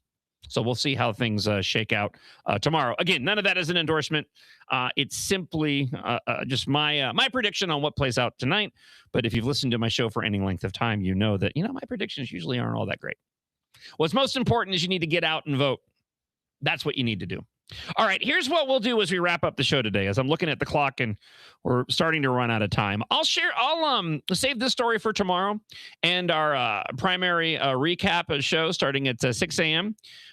One quick, I'll give you the summary on this. And again, we'll talk about it in more detail on tomorrow's show. The Minnesota Attorney General's office and the Ramsey County Attorney's office have filed lawsuits to prevent two Somali gangs, Muddy and the Ville. One of the gangs is named Muddy and the other gang is named the Ville. I didn't make them up. From engaging in gang activity at the Minnesota State Fair, the lawsuits allege that the gangs are a public nuisance and have been involved in violent incidents, including shootings and brawls. The lawsuits seek injunctions against the gangs and their affiliates, prohibiting them from gathering and harassing individuals associated with the gangs. I will give you, again, further details on the story, and we'll get to your thoughts on Wednesday's Wednesday show. We'll also be getting into how the DFL's Agriculture Committee co-chair says that Minnesota farmers never had it so good, and he knows this because he sees all the trucks, all the brand new trucks that are at Farm Fest, and says, boy, if the farmers are doing so horribly, then why do they have all these trucks all these brand new trucks everywhere? It's unbelievable. All right, as we wrap up the show today, earlier in the show, we talked about how Hillary Clinton is very concerned about the Republican attacks on the communists that are being elected to run for office across the state. I played this earlier in the morning, and we'll do a replay as we close out the John Justice Show presented by American Experiment. This is an ode to those who have been drinking the communist Kool-Aid. Remember, you can leave a comment on Blast, on the Blaster line at any point between now and tomorrow morning, 612-584-4565. You can also email me, john.justice@americanexperiment.org. Get out and vote today, and I will talk to you guys tomorrow morning at 6 a.m. God bless, and we'll have a complete recap of tomorrow for as much as what we know tomorrow morning on the show. So I hope you have a fantastic primary election day, and I'll talk to you guys tomorrow morning. And now we go out with Communist Kool-Aid.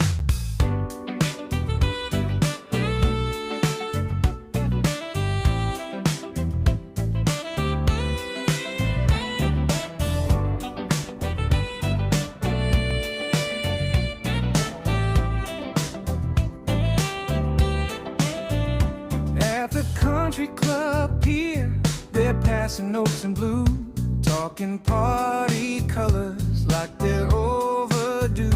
The old brass on the wall keeps asking what went wrong, but the new crew smiles soft and hums a borrowed song. Now the table's turning slow with a polished, patient glow.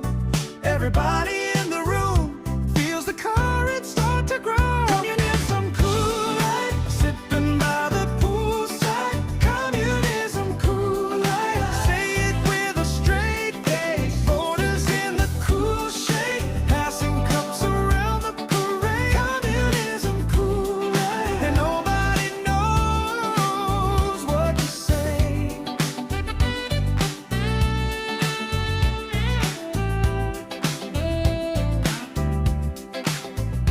Hillary's by the phone with a careful, worried look, reading every headline like a line she didn't book. She sees the banner shift, she hears the easy cheer, and the whole old playbook starts to fog up in the rear. Now the table's turning slow with a polished, patient glow.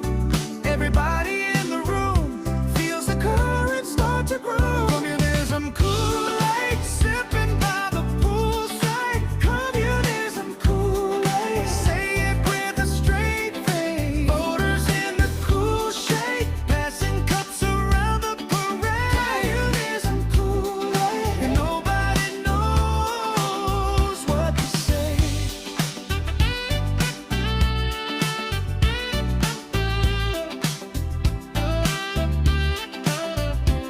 The marina keeps on shining while the arguments roll on.